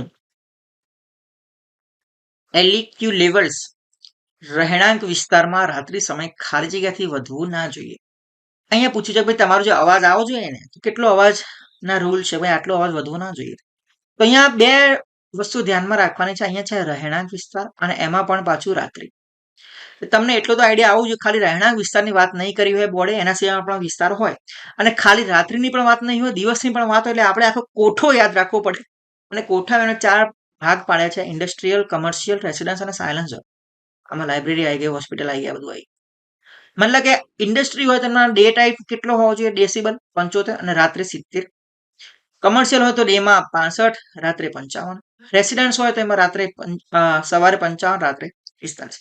જનરલી -10 ડેસિબલનો અવાજ કરવાનો થાય રાત્રે, બરાબર. તો આપણને શું પૂછ્યું છે? રહેણાંક એટલે કે રેસિડેન્શિયલ, અને એમાં પણ રાત્રિનો સમય એટલે કેટલો છે? 45. આન્સર આવે 45 ડેસિબલ. પૃથ્વીની સમગ્રપણે દેખો, ઇન્ટિરિયર ઉપર થર્ડ ક્વેશ્ચન, ઇન્ટિરિયર ઉપર થર્ડ ક્વેશ્ચન, 3 ક્વેશ્ચન પૂછાય, બરોબર. પૃથ્વીની સમગ્રપણે સરાસરી ઘનતા કેટલી છે? તો એ ઘનતા છે કેટલી? 5.5. અહીંયા અલગ અલગ ક્રસ્ટમાં એની ઘનતા આપેલી હોય, મેન્ટલમાં આપેલી છે, આઉટર મેન્ટલમાં છે, ઇનર કોરમાં છે.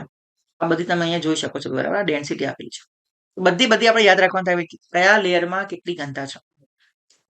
સમુદ્રમાં નીચેના પૈકી કયો ક્ષાર મહત્તમ છે? તો ક્લોરીન હોય, ક્લોરાઇડ ક્ષારો એ સૌથી મહત્વનું. મેગ્નેશિયમ ક્લોરાઇડ, પછી આવે છે સોડિયમ ક્લોરાઇડ, એ જ રીતે આવે સલ્ફેટ. સૌથી વધુ જે આવે છે એ છે ક્લોરાઇડ, 55% ક્લોરાઇડ જ હોય, એના પછી સોડિયમ હોય. પેરિનીસ, અબલેશિયન અને અરવલ્લી ખાલી જગ્યાના ઉદાહરણો છે. ખંડ પર્વતો, નવા પર્વતો, જૂના પર્વતો કે ગેડ પર્વતો. હવે આમાં આન્સર બંને આવી શકે, બે આવી શકે, કારણ કે આ બધા પર્વતો જે છે એ તો પેલા જૂના પર્વતો છે, બરાબર. આ નવા પર્વતોમાં કયા કયા આવે? તો હિમાલય, આલ્પ્સ, નવા છે. જ્યારે અરવલ્લી છે, એવું કહેવાય છે ભાઈ, અરવલ્લી જ્યારે જ્યારે બને નવો પર્વત, એની હાઈટ એ હિમાલય કરતા પણ ઊંચી હતી. અત્યારે બિચારો ઘસાઈ ગયો છે, બરાબર. તેની હાઈટ એ હિમાલય કરતા પણ ઊંચી હતી. તો આન્સર છે શું? Fold mountains. અરવલ્લી છે એ પણ ફોલ્ડ છે. એપ્લેશિયન અમેરિકામાં આવેલા, યુરોપિયન પેરેનિસ. અત્યારે આપણે જોવાના થાય કે અત્યારે ફોલ્ડ માઉન્ટેન્સનું ડિસ્ટ્રીબ્યુશન શું શું છે. તો સૌથી મોટી હારમાળા છે ફોલ્ડ માઉન્ટેન, અને એ છે એન્ડીઝ. પછી છે રોકીસ, આપણને જોવા મળશે હિમાલય. અહીંયા તમને જોવા મળશે પેરિનીસ, યુકે ની અંદર. બીજા આલ્પ્સ, કોકેકસ ટર્કી, બરાબર. Vesuvius Italy, Atlas mountain Africa mountain, બરાબર. અને આખું જે આવેલું છે એ છે પેસિફિક રિંગ ઓફ ફાયર, જ્યાં જ્યાં ઓશનિક પ્લેટ અને કન્ટિનેન્ટલ પ્લેટ, તો ઓશનિક પ્લેટ જ્યાં જ્યાં હોય એ જગ્યાએ વોલ્કેનો આવવાનું. ચલો, આ જે બધું દેખાય છે, શું લખ્યું છે? યંગ ફોલ્ડ માઉન્ટેન્સ, બરાબર. ઓલ્ડ નથી, યંગ છે. આ બધા યંગ. નીચેના પૈકી કઈ નદીને મહત્તમ કેચમેન્ટ વિસ્તાર છે? કેચમેન્ટ એટલે એરિયા એટલે શું? તો ભાઈ જે કઈ નદી વહે છે, સમજી લો કે, બરાબર, આખો આ પ્રદેશ આપણે અહીંયા દોરીએ તો નદીનું વરસાદ અલગ અલગ જગ્યાએથી થાય. નદી આમ કરતી પાણી બધી જગ્યાએ લાવે છે. પાણી લાવે એટલે વચ્ચેનો વિસ્તાર, ત્યાંથી નદી આવી રીતે નીકળતી હોય, બરાબર. તો જ્યાંથી પાણી લાવે છે બધાને શું કહેવાય? Catchment area. કોઈ નદીનો મહત્તમ કેચમેન્ટ વિસ્તાર હશે, તો જે નદી સૌથી મોટી હોય, એક એ કે ભાઈ જે લોંગ હોય, બીજું હોય કે જેની ટ્રિબ્યુટરીઝ વધારે હોય, એ, બરાબર. જેની પહોળાઈ વિડ્થ વધારે હોય, એનો કેચમેન્ટ એરિયા વધારે હોય. અને એ નદી છે ગોદાવરી, સૌથી મોટી નદી, જેને દક્ષિણની ગંગા પણ કહેવામાં આવે છે, ગોદાવરી રિવર. અને આ આખો એરિયા થાય કેચમેન્ટ એરિયા. જ્યાંથી જેથી પાણી આવે છે એના કહેવાય છે કેચમેન્ટ એરિયા. ઓકે. નીચેના પૈકી રાજ્યનો કયો સમૂહ કઠોળના ઉત્પાદન માટે પ્રખ્યાત છે? આસામ, પશ્ચિમ બંગાળ, સિક્કિમ, કેરળ, કર્ણાટક, આંધ્રપ્રદેશ, હરિયાણા, ઝારખંડ, હિમાચલ, મધ્યપ્રદેશ, મહારાષ્ટ્ર, રાજસ્થાન. આ ગોખવાનો છે ભાઈ, બરાબર. આ શું છે? મધ્યપ્રદેશ, મહારાષ્ટ્ર અને રાજસ્થાન. સૌથી વધુ કઠોળ ત્યાં આપણને જોવા મળે. નીચેના પૈકી કયા ખડકનું અશ્મિ દ્વારા નિર્માણ થતું નથી? દેખો, આ થોડો લોજિકલ ક્વેશ્ચન છે, ફરીથી રોક સાયકલ ઉપરનો ક્વેશ્ચન છે. હવે, બરાબર, કયા ખડકનું અશ્મિ એટલે શું? ફોસિલ. હવે અશ્મિ અલગ ટાઈપના એનિમલના પણ હોય, અને ટ્રીઝના હોય, વનસ્પતિના પણ હોય, બરાબર. એ અશ્મિ દ્વારા નિર્માણ થાય. હવે અશ્મિ દ્વારા નિર્માણ કયા પર્વતો થાય? તો એ છે સેડિમેન્ટરી રોક્સ. આ પણ ખ્યાલ આવવો જોઈએ, જેને કહેવાય છે પ્રસ્તર ખડકો. આ બધા તમે જુઓ તો તમને એવું થાય, સર આ બધા તો સેડિમેન્ટરી છે ને, તો બધા અશ્મિ દ્વારા નિર્માણ થાય ને. કોલસો, માટીના ખડક, ચૂનો અને ચોક. પણ અહીંયા એક એક્સેપ્શન છે. એક્સેપ્શન એ છે કારણ કે આવો ક્વેશ્ચન ખરેખર બહુ જ લોજિકલ છે ભાઈ. આ ક્વેશ્ચન આ જનરલી ભણવામાં આવતું જ નથી, અને કોઈ લગભગ ભણ્યા પણ નહીં, કારણ કે બધા કેવા છે? સેડિમેન્ટરી રોક જ છે. તો કયો ફોસિલ નથી? બરાબર. એટલે જોતા એવું લાગે ખાલી ઇગ્નસ રોક હોય ને એમાં ફોસિલ હોય, આગ્નેય ખડકો. તો આ તો નથી. તો ઇગ્નસ રોક કયા થયા? ગ્રેનાઇટ થયો, બધા ઇગ્નસ છે. એન્ડેસાઇટ, ગ્રેનાઇટ, આ બધા રોકમાં આપણને ફોસિલ જોવા મળતા નથી. પણ આન્સરમાં આપે નથી, તો આન્સર કયો આવે? કોલસો, સેલ, લાઇમસ્ટોન કે પછી ચોક? કોલ હોય, ચૂનો હોય ને ચોક હોય, બધા ફોસિલ્સના ક્રિએટ થાય. માટીના જે ખડક છે એ એક્સેપ્શન છે. એક્સેપ્શન એટલે શું? કે જે સેલ છે ને એ દર વખતે ફોસિલથી ક્રિએટ નહીં થાય. બરાબર. તો જ્યારે અલગ અલગ તમે જીઓલોજીકલ ટાઈમ સ્કેલ જોયું છે તો એમાં કોલસો એનિમલ લાઈફ અને ટ્રી લાઈફ આ જ્યારે નિર્માણ પણ નહોતી થઈ એ વખતે જે ખડકો બન્યા હતા પ્રસર ખડકો એ કયા હતા? માટીના ખડકો. બરાબર. એનિમલ મતલબ કે કોઈ લાઈફ ક્રિએટ ના થઈ, મરીન લાઈફ પણ નથી, એનિમલ લાઈફ પણ નથી ને ટ્રી લાઈફ પણ નથી. જે કોઈ જીવન હજુ પેદા થયું જ નથી એના પહેલા જે બધા પ્રસર ખડકો બન્યા ને મોટા ભાગના કેવા છે? માટીના ખડકો, સેલ. નીચેના પૈકી કયા ખડકનું અશ્મિ દ્વારા નિર્માણ થતું નથી? એ આન્સર છે બી, સેલ. બરાબર. ખાસ યાદ રાખવાનું ભાઈ, જોરદાર ક્વેશ્ચન છે આ તો. જેને ખબર પડે એના માટે જોરદાર છે, બાકી ગોખવાળી વાત છે. ચલો નેક્સ્ટ જોઈએ. કાંપની જમીન શેના દ્વારા બને છે? કાંપ કોણ લાવે ભાઈ? એ તો કાંપ નદીઓ લાવે. તો નદીમાં શું હોય? પાણી હોય. આ તો એકદમ ઇઝી આન્સર સી. પરિવર્તન ખેતી, વાવેતર પરિવર્તન, સ્લેશ એન્ડ બર્ન એગ્રીકલ્ચર કયા રાજ્યમાં નોંધપાત્ર થાય છે? હિમાચલ, કર્ણાટક, મિઝોરમ કે ઝારખંડ? હવે આમાં આન્સર બંને આવી શકે છે, મિઝોરમ અને ઝારખંડ. કેમ એ હું તમને કહું. તો દેખો, બીજું એક ખાસ તમને બીજી વાત કહું કે સ્લેશ એન્ડ બર્ન એગ્રીકલ્ચર છે.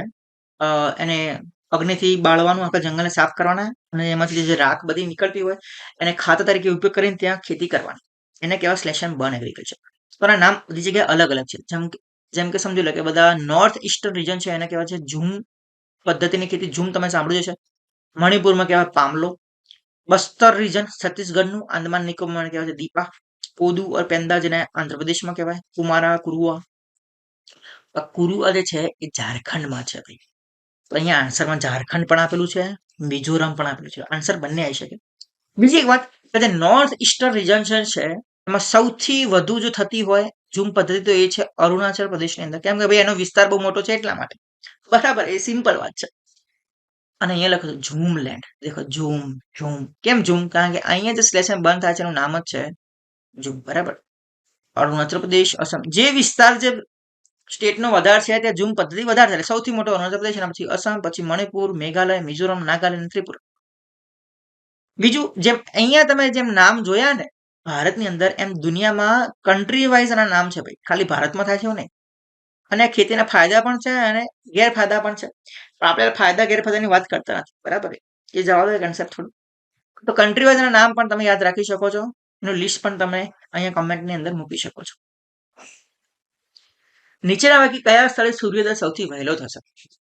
રાજકોટ, સુરત, રતલામ કે સોલાપુર? જ્યાં સુધી આ બંને ખબર ના હોય ત્યાં સુધી આપણો જવાબ આવી શકે નહીં. રાજકોટ, સુરત તમને ખબર પડે કે રાજકોટ કરતા પહેલા સુરતમાં થશે. બરોબર. તો રતલામ અને સોલાપુર. રતલામ ક્યાં અને સોલાપુર ક્યાં? તો હવે જુઓ, આ છે સોલાપુર. આ બોર્ડર જુઓ સોલાપુર. સોલાપુર ક્યાં છે? અહીંયા. આ છે સોલાપુર અને આ છે રતલામ. સોલાપુર ક્યાં છે? તો આ બાજુ પહેલા આવ્યું. બરાબર. પૂર્વમાં પહેલા છે, પછી આવે છે રતલામ, પછી આવે છે સુરત, પછી આવે છે રાજકોટ. સૌથી પહેલા ક્યાં આવશે? સોલાપુર. એટલે આપણો આન્સર શું છે? સોલાપુર. લંબવૃત્ત, પ્રાઇમ મેરિડિયન અને 0 ડિગ્રી અક્ષાંશનો છેદન બિંદુ ક્યાં આવેલું છે? જોઈ લઈએ ફટાફટ. ચલો, આ પ્રાઇમ મેરિડિયન છે જીએમડી.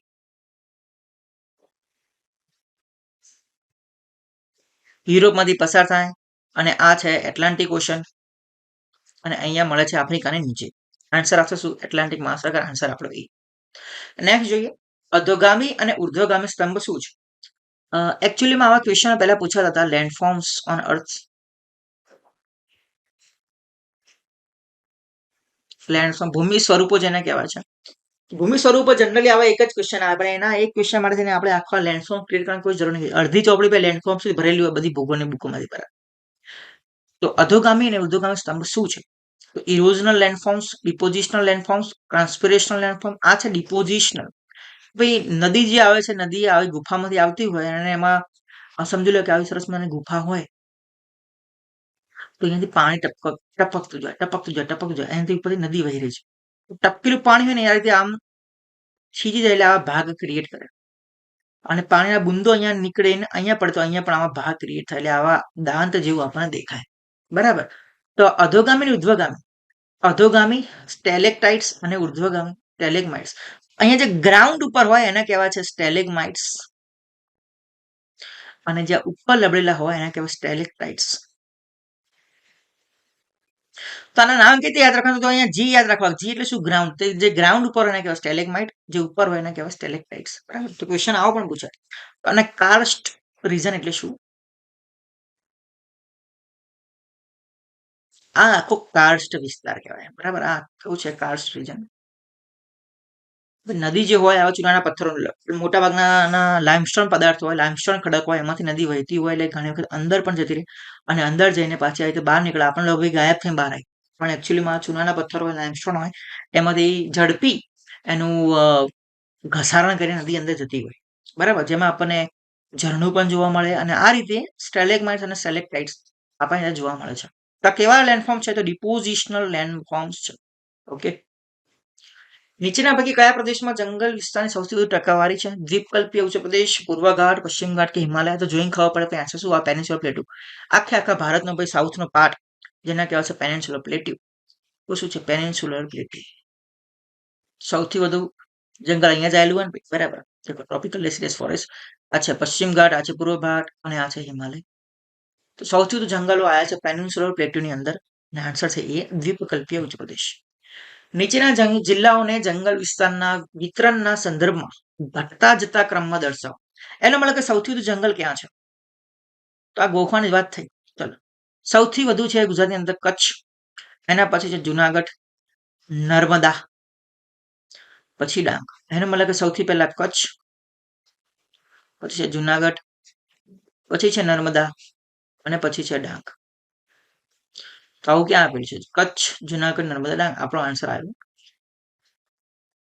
ભારતીય કૃષિ અનુસંધાન પરિષદ, Indian council of agriculture research દ્વારા ભારતીય જમીનને કેટલા શ્રેણીમાં વર્ગીકૃત કરવામાં આવી છે? 8, 9, 6 કે 7? ખબર ના હોય તો ટીક માર્ક નહીં કરવાનું. બરાબર, આમાં જ્યાં સુધી 50-50 ના આવી, 50-50 આગે નહીં ત્યાં સુધી રિસ્ક લેવાનું નહીં ભાઈ. ખેર, લેવું તો મને કહેતા નહીં. ચલો, તો કેટલા ભાગમાં છે? 1, 2, 3, 4, 5, 6, 7 ને 8. બરાબર, અને આપણો આન્સર 8C. કયા તાપમાન વાળા સામુદ્રિક જળમાં જીવંત પરવાળાનો ખરાબો થાય છે? ખરાબો, કોરલ રીફ્સ. નામ ખરાબ છે આનું, પણ બહુ સારું દેખાશે. બરાબર, ડિસ્કવરી ઉપર તમને જે ઓશન જોવાની જે મજા આવે છે ને, એ કોરલ રીફ્સના કારણે જ થાય છે. અને કોરલ રીફ્સ આ રીતે છે. કેવું સરસ મજાની સુંદર સુંદર એના કલરની વનસ્પતિ અહીંયા જોવા મળે છે. કોરલ રીફ્સ ભારતની અંદર ક્યાં જોવા મળે છે? તો સૌથી પહેલા છે અંદમાન નિકોબાર. જનરલી આ ક્વેશ્ચન બહુ જ વખત પૂછાય, બહુ વખત. એટલે તમે કોઈ પણ પેપર ઉઠાવીને જોઈ લો, તમને કોરલ રીફ્સનો ક્વેશ્ચન જોવા મળશે ને મળશે. સિવાય કે STI 2024 અને GPSC 2024 બોગસ પેપર બધા. ચલો, અને એમાં એક આન્સર તમને આપેલો હશે સુંદરવન. તો ક્યારેય યાદ રાખવાનું, સુંદરવનમાં ક્યારેય પણ થશે નહીં, કારણ કે બહુ જ બધું કામ્પ આવતા હોય છે. એટલા માટે જ્યાં વધારે પડતા કામ્પ આવેલા હોય ત્યાં કોરલ રીફ્સ થશે નહીં. બરાબર, તો એ આન્સર આવશે નહીં. તો ગલ્ફ ઓફ કચ્છ, માલવણ ગોવામાં આવ્યું, લક્ષદ્વીપ, ગલ્ફ ઓફ મન્નાર અને અંદમાન નિકોબાર. આ આપણો આન્સર છે. હવે કોરલ રીફ્સ શું છે? દેખો, હેલ્થી કોરલ આ રીતની હોય. આ સ્ટ્રેસ્ડ બ્લીચ કોરલ બ્લીચિંગ ઉપર તમને ક્વેશ્ચન પૂછાય. પણ કોરલ રીફ્સ થવા માટે નેસેસરી ટેમ્પરેચર કેટલું છે? તો 15 ડિગ્રીથી 20 ડિગ્રી. બહુ જો વધી ગયું તો એ સુકાઈ જાય. પછી વધારે પડતું પોલ્યુશન આવી જાય તો એ સુકાઈ જાય, બ્લીચ થઈ જાય. બ્લીચ એટલે એના કપડા ઉતરી જાય, આ કલર છે ઉતરી જાય, આપણને એટલું શું દેખાય? વ્હાઈટ વ્હાઈટ દેખાય. એટલે આપણે કહીએ છીએ બ્લીચ. આપણે કોઈ પણ વસ્તુનો બ્લીચ કઈ દેખાય? વ્હાઈટ. બરાબર. પછી વધારે પડતી જે કોરલ છે એ સૂર્યપ્રકાશનો એના પ્રકાશ મળતો થાય, વધારે પડતો પ્રકાશ મળતો થાય, એને કહેવાય છે ઓવર એક્સપોઝર ટુ સનલાઇટ, તો પણ બ્લીચ થાય. અને લો ટાઇડ હોય, બહુ જ નીચી ભરતી હોય તો પણ કોરલ બ્લીચિંગ થાય. એટલે આપણે ટેમ્પરેચર કેટલું જોઈએ? 15 થી 20 આજુબાજુ. બરાબર, ડન. આપણું 20 થી 30 નોર્મલ ટેમ્પરેચર.